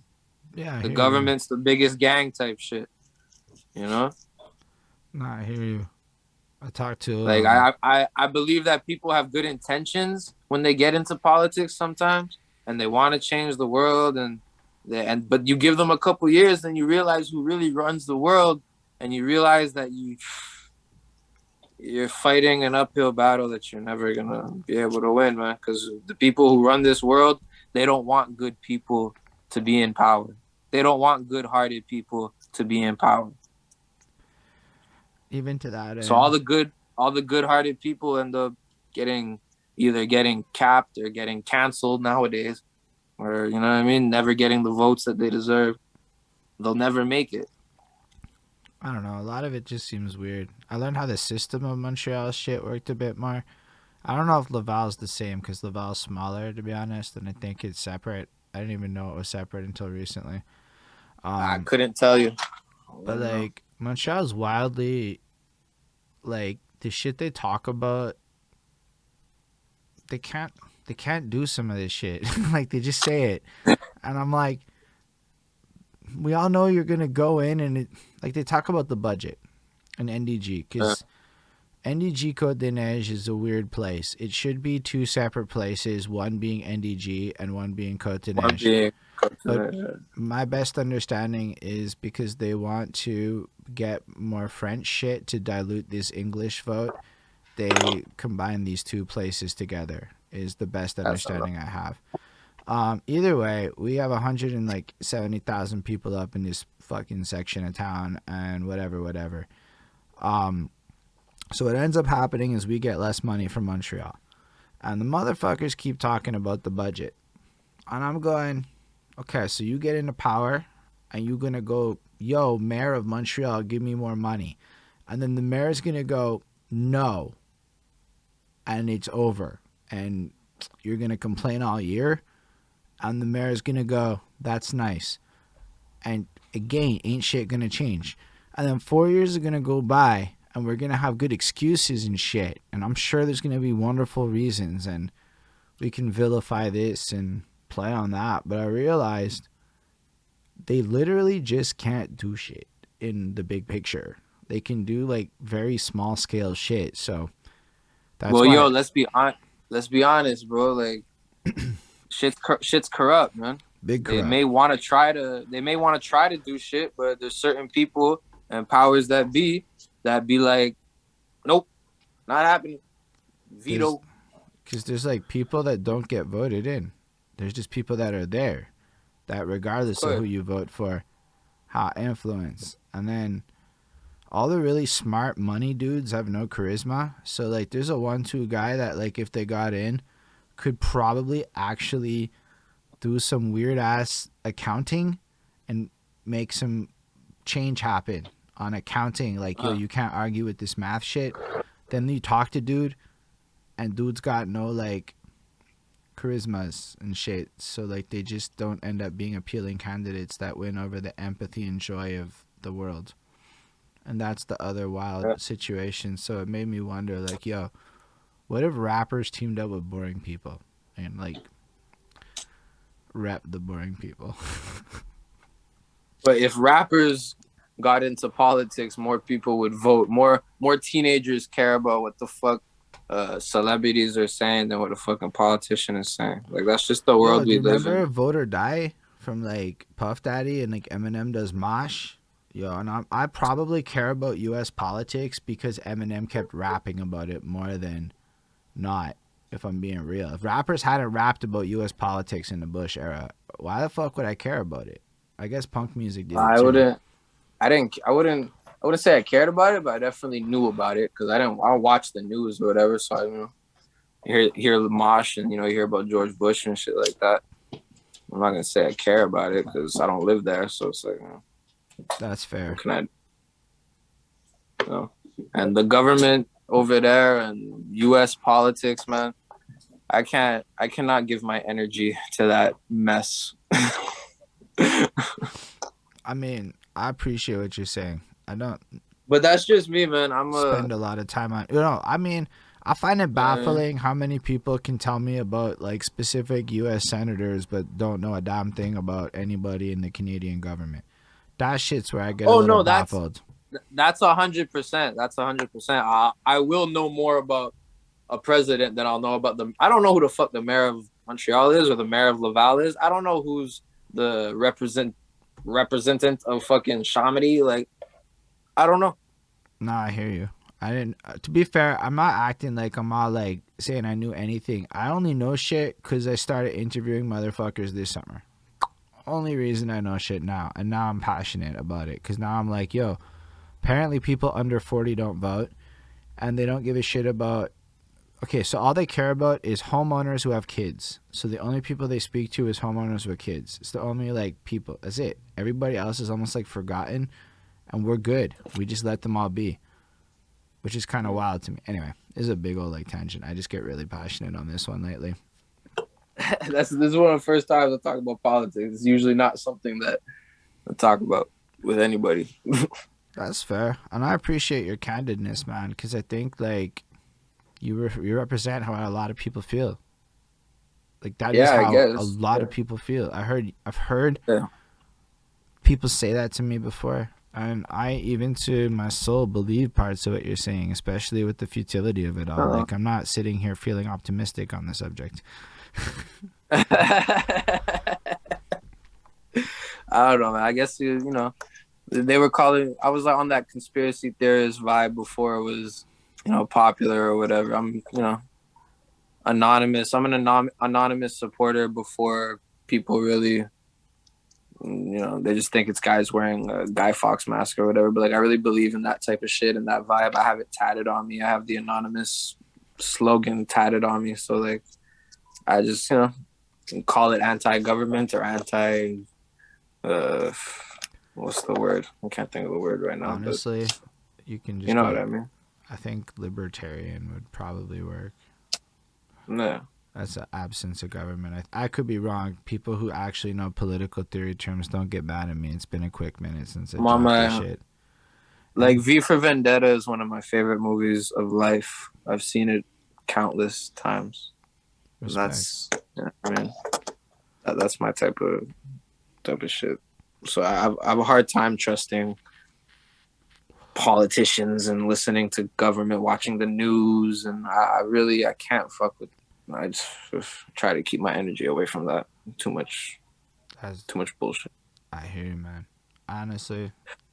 But much love and much respect to everybody who's actually trying to go in that lane and, you know, like I said, make a difference. Like, much more power to you. Much love to you. Somebody's got to do it. Or not. Or less people could do it. That would also be an option we should explore, as I guess where I'm going to throw that one out. Right, it's already... Anyway, it's a weird thing. I'm going to do some shit on that after. I'm still processing this in real time. Like, I just talk to people and I'm, like, fucking pushing life and whatnot. But, like, as far as other stuff goes, would you embrace stuff like TikTok given the way it's going with creating, like, musical opportunities? I would. Like, I have a TikTok, but I only post, like, once a month. And I know that's sacrilegious in TikTok world. You're supposed to post, 3 times a day, and I can't do it, dude. I cannot post 3 times a day anywhere. Maybe on Instagram I'll post a story multiple times a day. That's as hip as I can get, I guess, because you know what they do though, eh?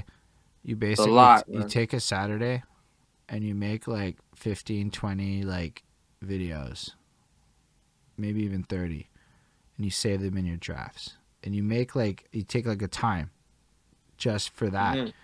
Then you only have to worry about making like one trendy video a day. And then you just got these videos ready to go. Fill up your extra shit. Okay. You got them in the holster ready to... Yeah, I saw that. And I'm like, oh, that's how... Because, even Insta has the draft section and shit. And it's like, because you're right, dude. It's impossible to actually be creative to the capacity that's required to meet these requirements until you realize that, like, you can do a story time video and just have your story time video lined up, holster ready to go. And maybe you do have a hot run of creative shit. And then when you're not creative, boom, you got the shit in the holster ready to go. And that's how they seem to do it. Because I've been trying to figure out, how do you actually create, like, 3 TikToks a fucking day? Like, I don't know, man. Unless you're just like, your TikTok is with your dog or you're pranking your girlfriend. Yo, like, even that, because you film the shit and then you gotta edit the motherfucker, and then there's no way. I don't know how you fucking feeling that in the vibe, ready to film yourself. Like, that's a weird life. I don't know if that's sustainable. Maybe that's what people be doing. That's maybe hard. Yeah, for but me bro, to do. Like, the TikTok generation that grew up watching fucking Keep Up with the Kardashians, bro, they want to be recording every second of their day. Every fucking 2 seconds, they got to be pulling out their phone and doing a fucking, like, you know? Okay, maybe I'm just an old man with this shit. I'm not that much behind you, bro. I'm really starting to feel like that too. Like, I got a baby face though. People think I'm mad young, but like, you know?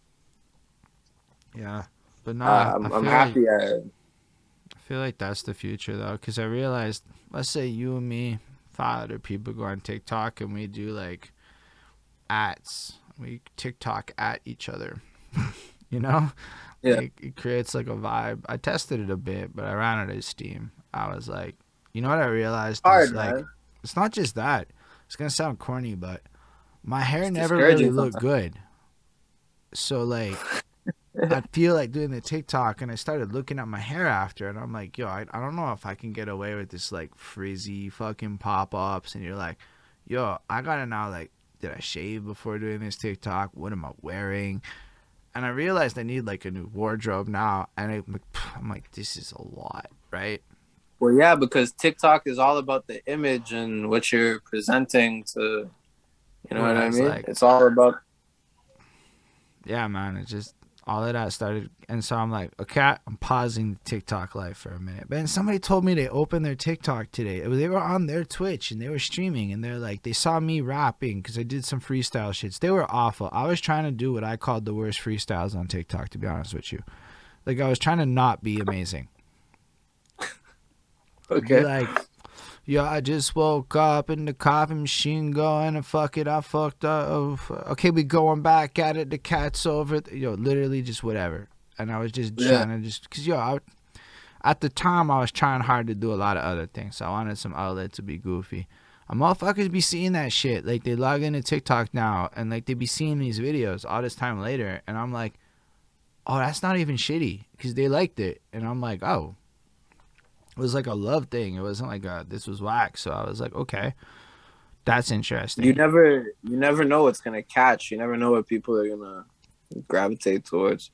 Yeah, you definitely want to make sure though that whatever you do, if you have like 3 ideas, so let's say like you want to rap, and then you want to do dances and trendy shit over there, and then you want to do the next thing over there, you might want to chop that shit into different channels so that TikTok understands you better.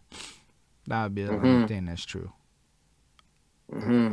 How true? I don't know. I'm learning about this on the fly. Like, y'all gonna watch my TikTok moves in like a month when I'm more like, yeah, this is what we do it on TikTok now.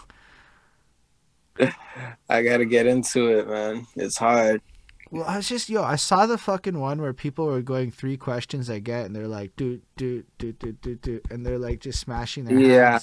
And I'm like, I could make that video. And I thought about it. Yeah, I could. No. I just feel like the whole, this shouldn't be, nah. You can get it's not the good look.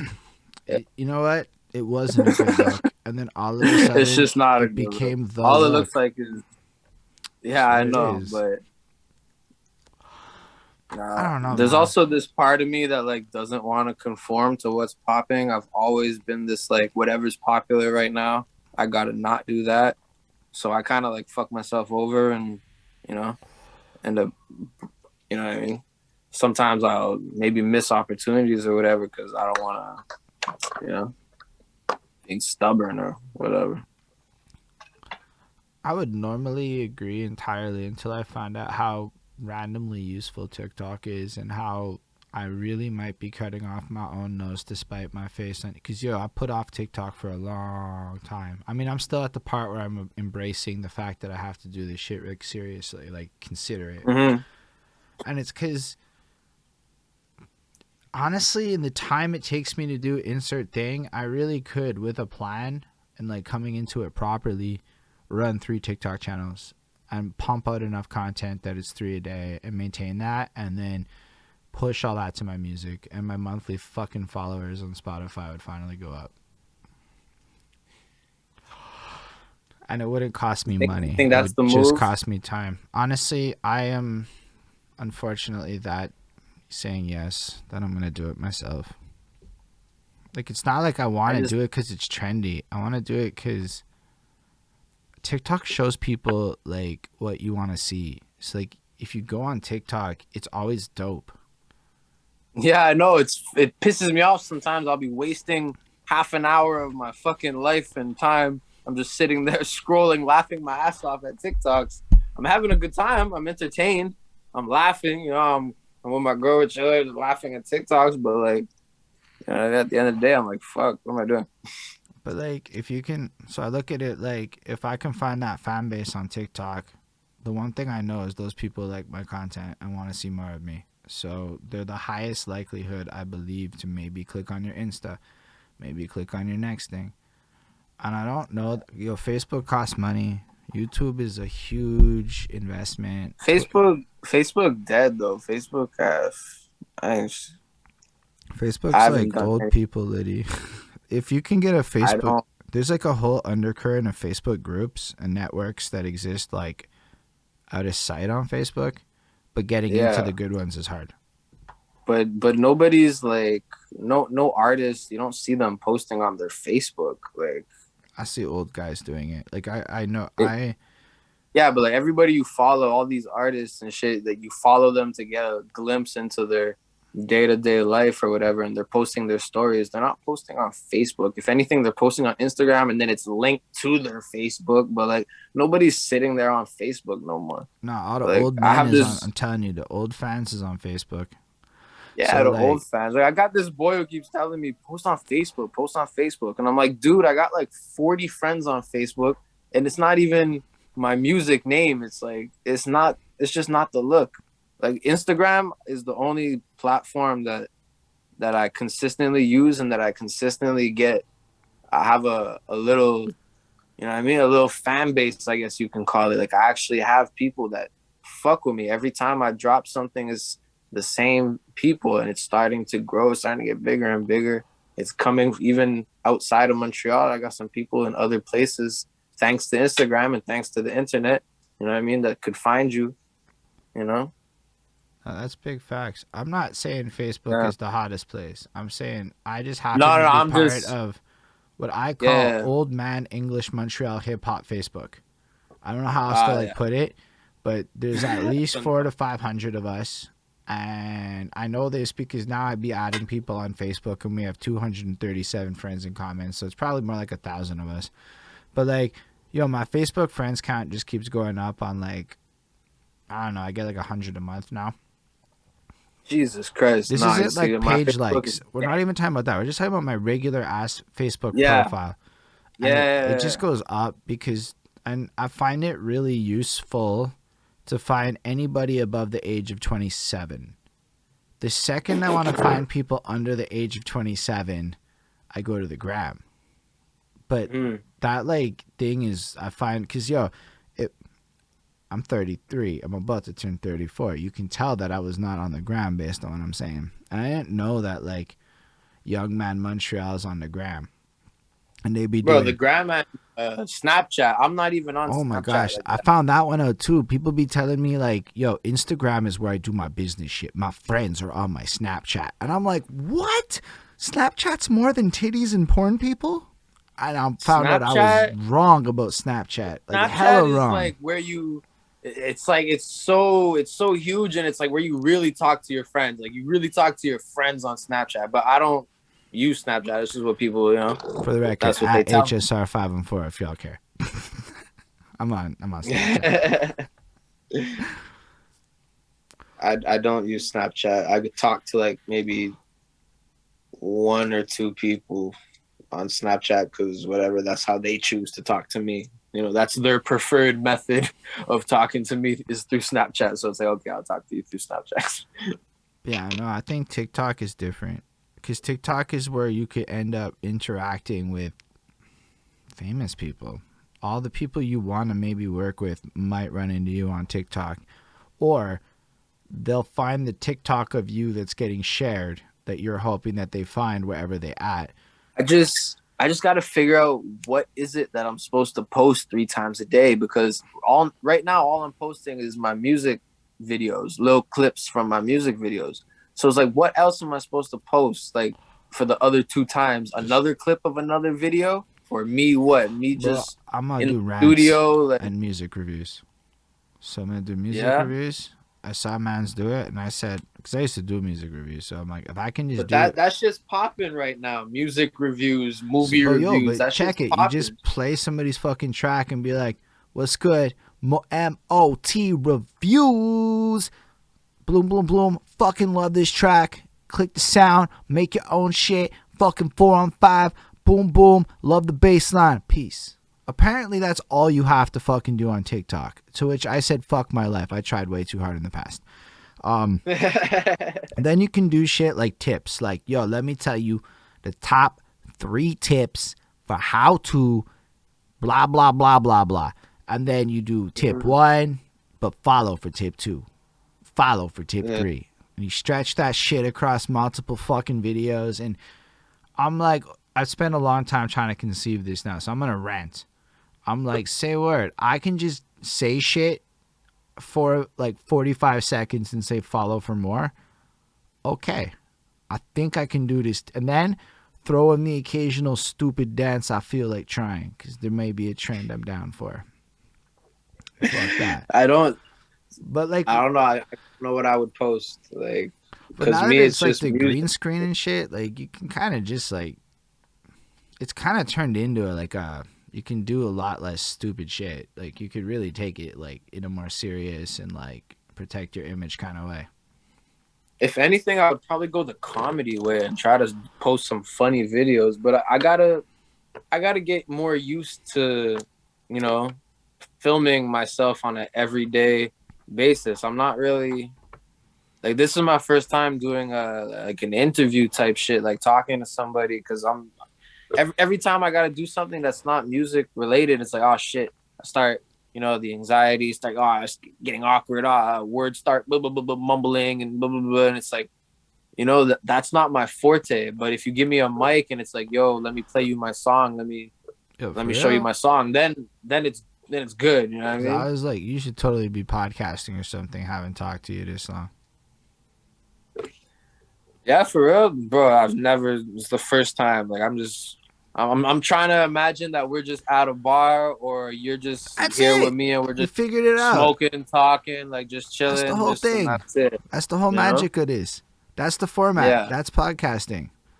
No, the podcasting is dope. I fuck with it. I listen to podcasts all kinds. I listen to all kinds of podcasts. You know, Joe Rogan, obviously, biggest fucking podcast. But I listen to all kinds, fucking from hip hop to movies to fucking superhero podcasts. I'm always listening to different types of podcasts. It's what's popping right now. Is gonna end up on all the podcast networks that Podbean puts me on. Whatever. There's actually like some few people that listen to me on Amazon. Not a lot, but I was surprised because it gets delivered there. I get no stats on it, but I get spins on something I have on there. I don't know what. I don't even know which interviews or anything. Just that stuff that I have put on Amazon's podcast network gets plays somewhere. And it's a nifty idea. But yeah, all the Spotify's, all that shit. I think it's worth it because, not everyone I'm really trying to wants get to stay Spotify on the video up. Shit. And so I'm trying to get my Spotify up, man. The Spotify's a big thing right now. It's I believe there are ways that as a team of collective artists we could break the system, but to organize the number of people required to break the system is complicated. Yeah, for sure. I'm just trying to do my own thing. I'm watching my streams slowly go up, and it's dope because it's real organic right now. Like I haven't paid for much promo. And it's just, I'm trying to do it as organic as possible. But I mean, eventually I am going to put the money into the promo, but I just want it to be organic as possible. I don't want bots. You know what I mean? I can't stand, I've been suckered into some Instagram promos and they hit you with the bots. And it's like, yo, you just fucked up my whole post. You just fucked up my whole, you know what I mean? It's not a good look. Like, fuck, yeah. I hate that. No, I feel like promo always needs a purpose. If I'm going to put promo into a video, it's because that video is selling me a shirt or some shit. You'll watch how there's a merch drop attached to it, and then you'll see like, okay, I do really want to see 500,000 people see my video now because I want that many of them to buy my fucking shirt. I don't care about the views. And that's honestly how a lot of people should be playing promo. Like, it's just do a merch drop attached to the same fucking music videos and shit, and like people would just have a higher ROI. That one, like, little difference. Because I can't say definitively people don't do that. But not enough people are selling me shirts or trying to sell me shirts attached to specific music video. But, like, all the YouTubers do this shit all the time. The YouTube rappers especially do it. Like, a YouTube rapper has, like, merch attached to every fucking... They just know the game. And they do it. And the rappers just don't do that. And... it would change the value of investing as much in the things people do if they had like more targeted things attached to it that they could sell because they just created all this traffic. Yeah. Merch has definitely changed the game. Yeah, no, it really has. And if you have something that people actually, you know, they fuck with your logo and they actually find it dope and they want to wear it in regular life, like you're winning, you know? Yeah, I feel that. When is your next stuff gonna drop? I got one. I got one in the holster that it's gonna drop in November. I'm not sure when, but in November. But right now, I just want to push Sinner Thoughts. That's the last one that I dropped a week ago. I sent you that link. Did you check that one? I did. You'll see if you check the Twitch. I played it earlier on the stream. Okay, dope. Bless. Respect. Yo, but I also listened to like 12 of your shits in a row. I don't remember which one it is. I liked it. That's what I enjoyed it. I would listen to it again is what I remembered. But so like saying that you listened to 12 in a row, like what did you get from those 12? Because they're very. I'm interested to know somebody who's listening to 12 in a row for the first time. It's crazy. For the first time. It's how I read my titles. Is that a versatile Montreal artist with a dark and introspective lens. I fuck with that. And I use Montreal because even if you're from Chomedy, it's what it is. Yeah, of course. Yeah, no, I rep Chomedy all day, and I always say I'm from Chomedy. I won't, but I'm born in Montreal. Like if somebody from Rico outside, Blocks from fucking Chomedy. Sorry, isn't Rico Blocks from Chomedy? I don't remember. I'm not sure who that is. I'm not sure. I couldn't say personally. I don't know who that is. Fair enough. But anyways, like if somebody outside of Montreal is asking me where I'm from, like when I went to BC, I say, yeah, I'm from Montreal, you know? But if I'm here or whatever, I say I'm from Chomedy. Nah, I respect that a lot. I fucks with Chomedy.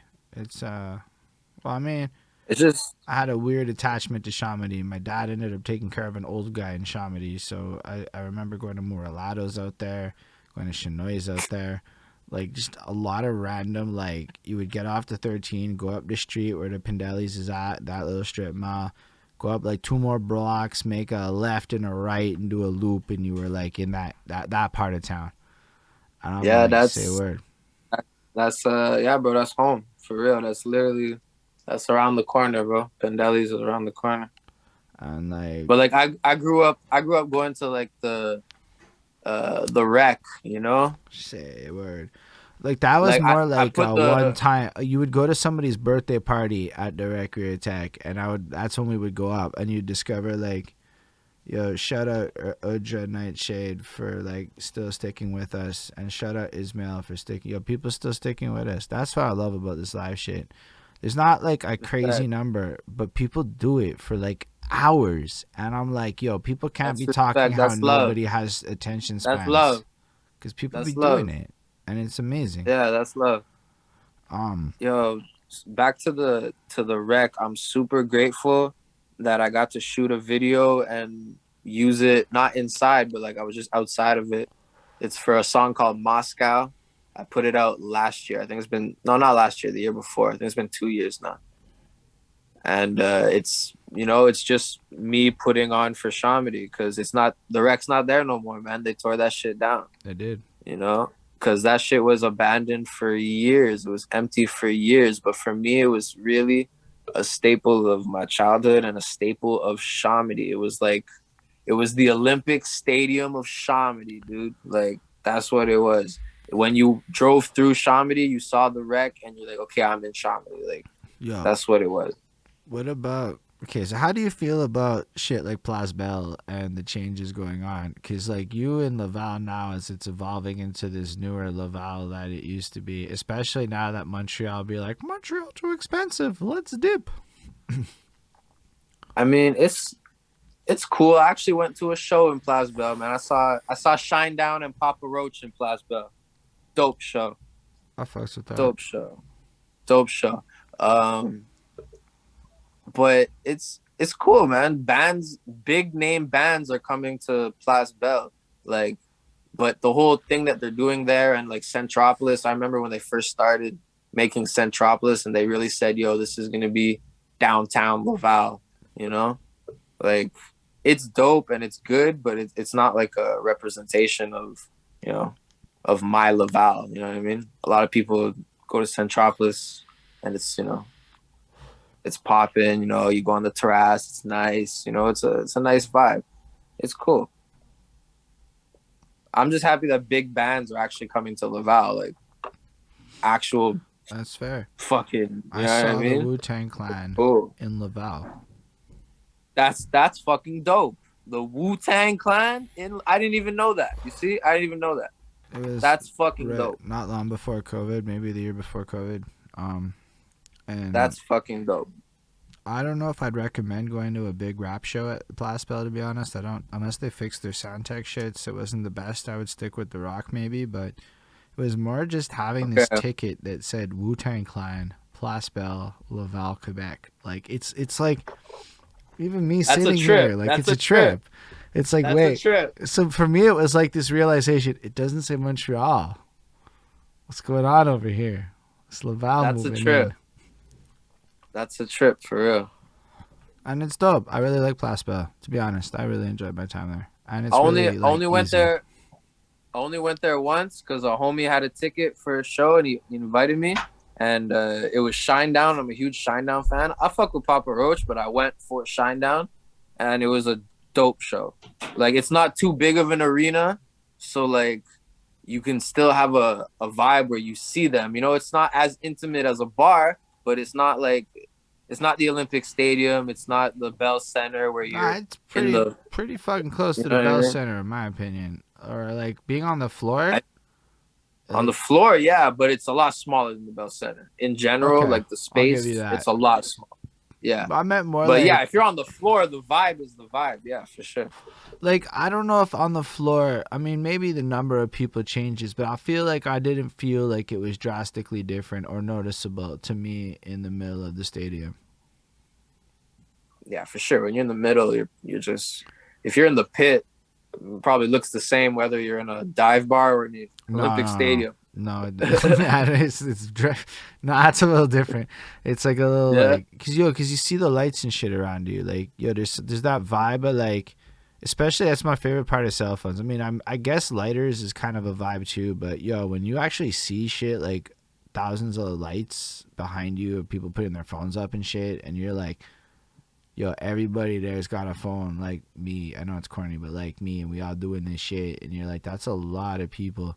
And then you like see that picture after the show, and you're like, I'm one of those motherfucking people in the lights. Yeah, doing this shit. The lighter shit. That's our past generation. Everybody, you see those pictures from back in the day, and it's a different vibe. You see those pictures. This light. It's the yellow, orange. It's a different. It's not the iPhone bright white. It's two different. You watch some old concert footage and they light it up. Everybody's got a lighter. It's a different vibe. The yellow and the orange is a different color. It's a different thing. I've done both. I got to do both, to be honest, because I think the first shows I saw. That's blessed. I haven't. No, I saw Linkin Park in 2007. No, in 2007 we were still real? Doing I saw 2007 and 2011. I'm not even gonna lie. I did Thousand Suns tour and the one after Thousands. I watched him turn the Bell Center into a fucking rave with these random pendulum opened and shit. And I'm like, this is a fucking rave. And I'm sitting there in the middle and shit. It was lit. I was not in shape enough to turn up. One of my biggest regrets that I didn't go see Linkin Park live before Chester passed. R.I.P. It's one of my. I'll forever be angry at myself that I didn't be like, Linkin Park's coming to town, buy a fucking ticket. Like, I always just thought, I'll see them one day. They come like every year, every 2 years. Linkin Park always I'll see them one day. I was in the Linkin Park underground at in Seychelles. So like I got like the fucking tickets at like the discount. Bro, I was so dumb. I remember for that. Okay, so I didn't know how shit worked in concert. So dope.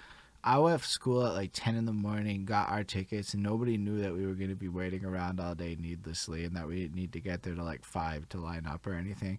So we just like wasted the whole day at like the fucking Bell Center or whatever, just fucking loafing around, smoking fucking weed out of a pipe. And then, because I wasn't rolling joints back then. We used to have this little fucking pipe. And nobody knew how to roll a joint. So, those days. So, like, that was the one with Coheed and Cambria opening for them. And I wasn't the biggest Coheed and Cambria. I think I think it was that one. Anyway, it doesn't really matter. And I saw that shit, and it was wild. And it was like, yo, honestly though, like it was big. Chester passing was the first time I ever like felt a celebrity in my entire fucking life. Cause like, I cried, bro. That's like, bro, his Rolling in the Deep, like. Yo, don't talk to me about that, bro. I'm gonna get emotional, bro. Don't do that to me. Don't do that to me. Don't do that to me. I'm feeling it right now. I'm feeling it. Don't do that to me. I'm just, bro, that's my guy. I was at work. I was doing my 9 to 5. I'm at work, and I went to take a piss. And I'm checking my phone while I'm taking my piss, and I'm getting hit with all these texts. And then I go on Instagram and I'm seeing all this shit, bro. And the rest of the day I did not serve a customer with a smile, bro. I was fucked up for the rest of the day. I was all fucked up. Nah, for real. I was all fucked up. Linkin Park is like my favorite band of all time from a nostalgia perspective. I don't know how much I fully love listening to all of their music today, but like I feel that. But like, the first 2 albums, bro, Hybrid Theory and Meteora. I don't know how to pronounce it. Meteora. Yo, Meteora is a smash. Cause that shit. Front to back, bro. Those first 2 albums, front to back, man. And then like, yo, you fuck with the Grey Day shit? I heard it. I didn't know. Okay, I don't know if I fuck with it today. I just still do. When I was younger, I wasn't like in a place to really. It wasn't because I was more like, yo, I want the rap. Everything was about like really the rap was heavy. But did you hear the new shit? From I think it's 2 years ago. They put out a new album. They took all his vocals from way back in the day. 18-year-old Chester. What I heard from it, I liked. I honestly haven't sat down with it. I don't know. I don't know if it's as a Chester fan. I think you should. I think you should do that for yourself. It's a beautiful piece of work. I feel like it's a piece of work that they did for Chester, and he sounds better in those recordings than you've ever heard him. And those recordings are from him from the age of 18 to 21. And the shit you hear him do with his voice doesn't make no fucking sense to me, man. It's beautiful. And there's songs on that album that I cry when I hear them. Like, no cap. Yeah, I might fuck around with that for real. I mean, I'm not gonna lie. In my head, I'm going, shit, I should do this on camera. But like, yo, do a review, do a reaction. Like, just listen to the album front to back. It's a piece of art, man. They brought him back to life, and they're his boys from back in the day. It's like his first band or whatever. No, that's fire. I mean, I know that they were doing a lot of stuff, and I don't know. Honestly, I had a lot of trouble where Mike Shinoda brought it after. Like, Post Traumatic wasn't my favorite project from a sonic level. Like, I enjoy grieving with him, but like, yeah, no, I'm not gonna front and say I'm a huge Mike Shinoda fan, to be honest. Like, he does his thing in the songs. To me, Linkin Park is Chester. Like, Mike's dope. He puts a dope element into it. Like, his raps are, but I'm not gonna say like he's the greatest rapper. You know what I mean? No, but it's even more than that. Like, a lot of the pop shit, the direction they were going, the last album. Oh no, I'm not gonna front. I'm not gonna front and say I was a fan of that last album. No. Like, all this time later, like, I don't find myself drawn to any of it, really. I don't know. Like, as good as he may sound singing it, the music is not my type of shit, bro. It was pop music. It was a lot of synth and like. And right after Hunting Party, which I really liked. I really liked that album. Hunting Party was like hit and miss for me. It was hit and miss. There's some like really gnarly songs on there, and there's some others that are like. They was trying still. They was trying shit out. They were still trying to reinvent shit within themselves. Yeah. And I fucks with that heavy. And then. That's what I love about rock is that they had professional songwriters on the last album. Oh yeah. Yeah, which is fine, but I don't know. You don't want like Linkin Park to end up there. There's 6 of them. Yeah. Yeah. Yeah. No, the later stuff's not my shit. But I'll stand by that hybrid theory front to back. It makes me feel like it makes me feel like it's yesterday and I'm sitting on the bus going to elementary school, just put in my Walkman and screaming in the mirror. I appreciate you, Moment of Truth. You are a super interesting dude. Respect, bro. I appreciate that. I'm just trying to be myself, man, because I'm influenced by so many things. Like, we can talk rock music for hours, bro. Like, I haven't talked rock music in a while. I used to listen to a lot more. I rap a lot better than I do rock. At least until recently, where maybe I got to I can sing weirdly enough that it's alright if it's not amazing. Like that range of singing. Yeah, I feel you. But yeah, same. Me too. Like, I can hold a note, but like I'm not gonna say I'm like, my favorite band is Pearl Jam, and Eddie Vedder is, besides Chester, Eddie Vedder is also my guy. Like, but I'm never gonna reach that level of singing. You know what I mean? Like, so it's like a lot of the times I listen to music, it's either like for like even this interview, right? Like, so I'm gonna listen to you because I gotta do that. So there's a lot of that going on in my life, a lot of local shit. I'm really into that, but then it's like I'm often trying to like get inspired by some shit, and then I just got like the 15 shower songs I go back to over and over again, and it's super hard to get into my shower shit. And of course, I don't know, and it's random. It's usually just some song I'll obsess over, and I want to understand every element of that song until I'm just done with it. And usually, if I'm done with a shower song, it's like it's over forever. I hate that song to death. Back to the 12 songs that you listened to of mine or whatever. I wanted to get more of your point of view of what you were thinking about that. Because I like your description of the title, but I wanted to get outside point of view. You know what I mean?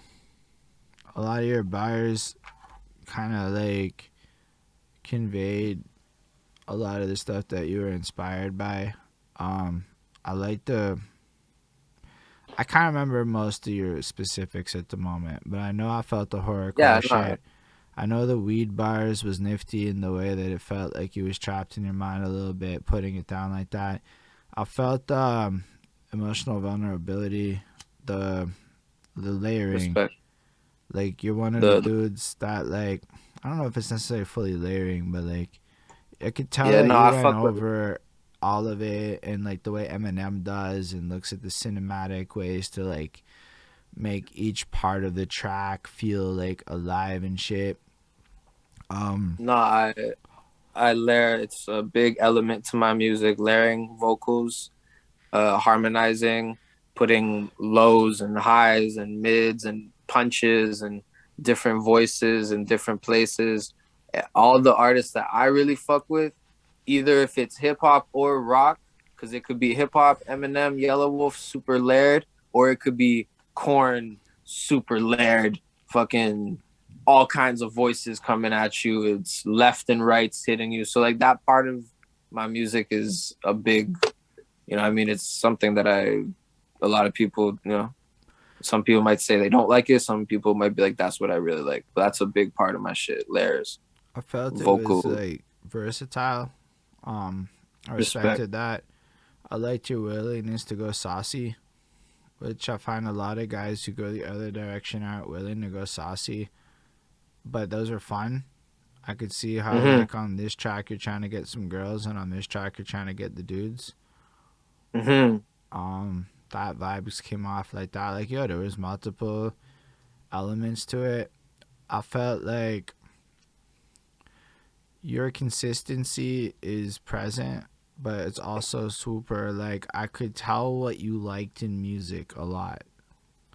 Like, I could tell I fucked with your taste in music a lot, actually, listening to it. That was the biggest impression I had. That's dope. I liked it. It's hard for me to go a lot deeper than that because I didn't think that deeply with your specific bars and nuances of whatever. But I enjoyed listening to your music. And honestly, I think my biggest thought was really, I met you like 5-6 years ago. I would have geeked on that shit and tried to like get on that because it's kind of where I was at a certain point for reals. And who knows, I might end up somewhere back there in the future. I don't even know where I'm at right now, but like, I was like, musically, I like where your mind is at, and I could fucks with that on some like.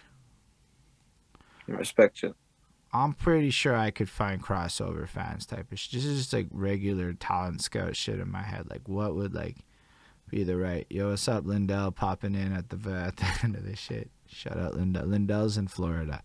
He's here always. Shows up and he goes here. What's up, Florida boys? Put like a present, and it means present because he puts a present emoji. I've learned to speak emoji now. And I appreciate that, man. I really do. From a lane's perspective, yeah, there's a lane for what you do here. And I just think it's like, that's it. Like, there's a bunch of people that do this shit, and they just don't know the other ones exist. And it's a bit of a promoters not doing their due diligences, maybe. But also, how do we find each other? But I was like, yo, there's a spot for you.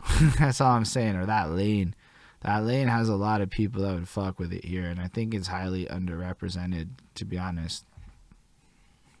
I appreciate that. Yeah, I'm just trying to get in my lane, man, and push the pedal. You know what I mean? I'm just trying to put my foot on the pedal and keep the shit moving. Like, and working with guys like the J Mumbo is not a bad name to have, is what I understand as his clout goes the fuck up. Yeah, it definitely did do. It definitely helped me, man. It definitely did. Like, it was a level up to work with him, and I just put out Level Up before that, and that song was for me just like saying like, yo, it's time to level up in life. So then I had to really do it. I had to go big and, you know, reach out to somebody who I knew people were gonna see that video and be like, okay, he's taking this shit seriously, you know, like he's putting his money where his mouth is type shit. And that's what it is. Yeah, I appreciate that, man. Honestly, it's gonna be like that from now on. From now on out, it's gonna be like that. The next track that I got, the next video that's dropping is called Plan B. And it's just talking about, you know, there's no plan B, man. This is my plan A, this is my plan B, this is my plan C. So that's the vibe that I'm on right now. Honestly, I appreciate you. I appreciate where you're coming with it, and I look forward to seeing what you do next. Respect, bro. Definitely think I appreciate we should keep in touch for real. So I like the way you think and whatnot. I appreciate you. I'm way too hungry to keep going, my guy. That's why I started them at 7, because I know they. Don't worry about it, man. I appreciate the time, man. I appreciate you like just reaching out for real. It's blessed. It's kind of everybody, I think, has to do what they can, you know. Like when I hit you up, I was just, you know, just sending links to people. I'm just like, yo, check out my video. It wasn't necessarily to get on here and do an interview. You know what I mean? It was just, yo, check me out, check it out. You know, that's dope. So it was. I appreciate it, man. For real. And I feel that. I appreciate you reaching out. And okay, if somebody's gonna show up in my fucking stream, to be honest with you, and it gives me a free interview, it does make my life a little bit easier on the booking side of shit, where I don't like to try hard, and if it falls into my lap, it's fucking magical. And then the way we do this interview, I don't know who anybody is, and I don't have to, because we just learned who he is on episode 1. Done. Then you get to just meet people like that. It's fucking just the game now for me. But yeah. All your links are in the description. I have a little thingy to make it pop up in the chat, so I'm popping that in now so everybody sees your shit right now. So, because I got bored with it. You'll follow me. It's cool. Links in the description. Yeah. Everybody sees that shit. And do you have any last words you want to say to the fine people before we dip out? Hey, man, just thank you for taking the time to listen, man. Click on those links. Check out Sinner Thoughts. Check out Level Up. You know, M.O.T on Spotify, Apple Music, M.O.T. You should be able to find me. Check me on Instagram. I'm active on Instagram the most. Little snippets in the studio, little snippets of videos here and there. You know what I mean? And if you really support, I appreciate you. And I'm just going to show you that you're supporting in something that's actually going to go somewhere, because I'm pushing this shit now. Pedal to the fucking metal. I love the energy, man. Appreciate all of you who watched this. All of you who stuck through the live, even the couple who popped in at the end. I mean, it is what it is. Much love. Appreciate everyone here. Those who watch it in the future, y'all are also appreciated. Like, comment, subscribe, follow, all that good stuff too. But for real, all that. It makes it a vibe to have people there commenting. You can check it in the video. You'll see shit popping up throughout. But on that note, everyone, live long and fucking prosper. Hey.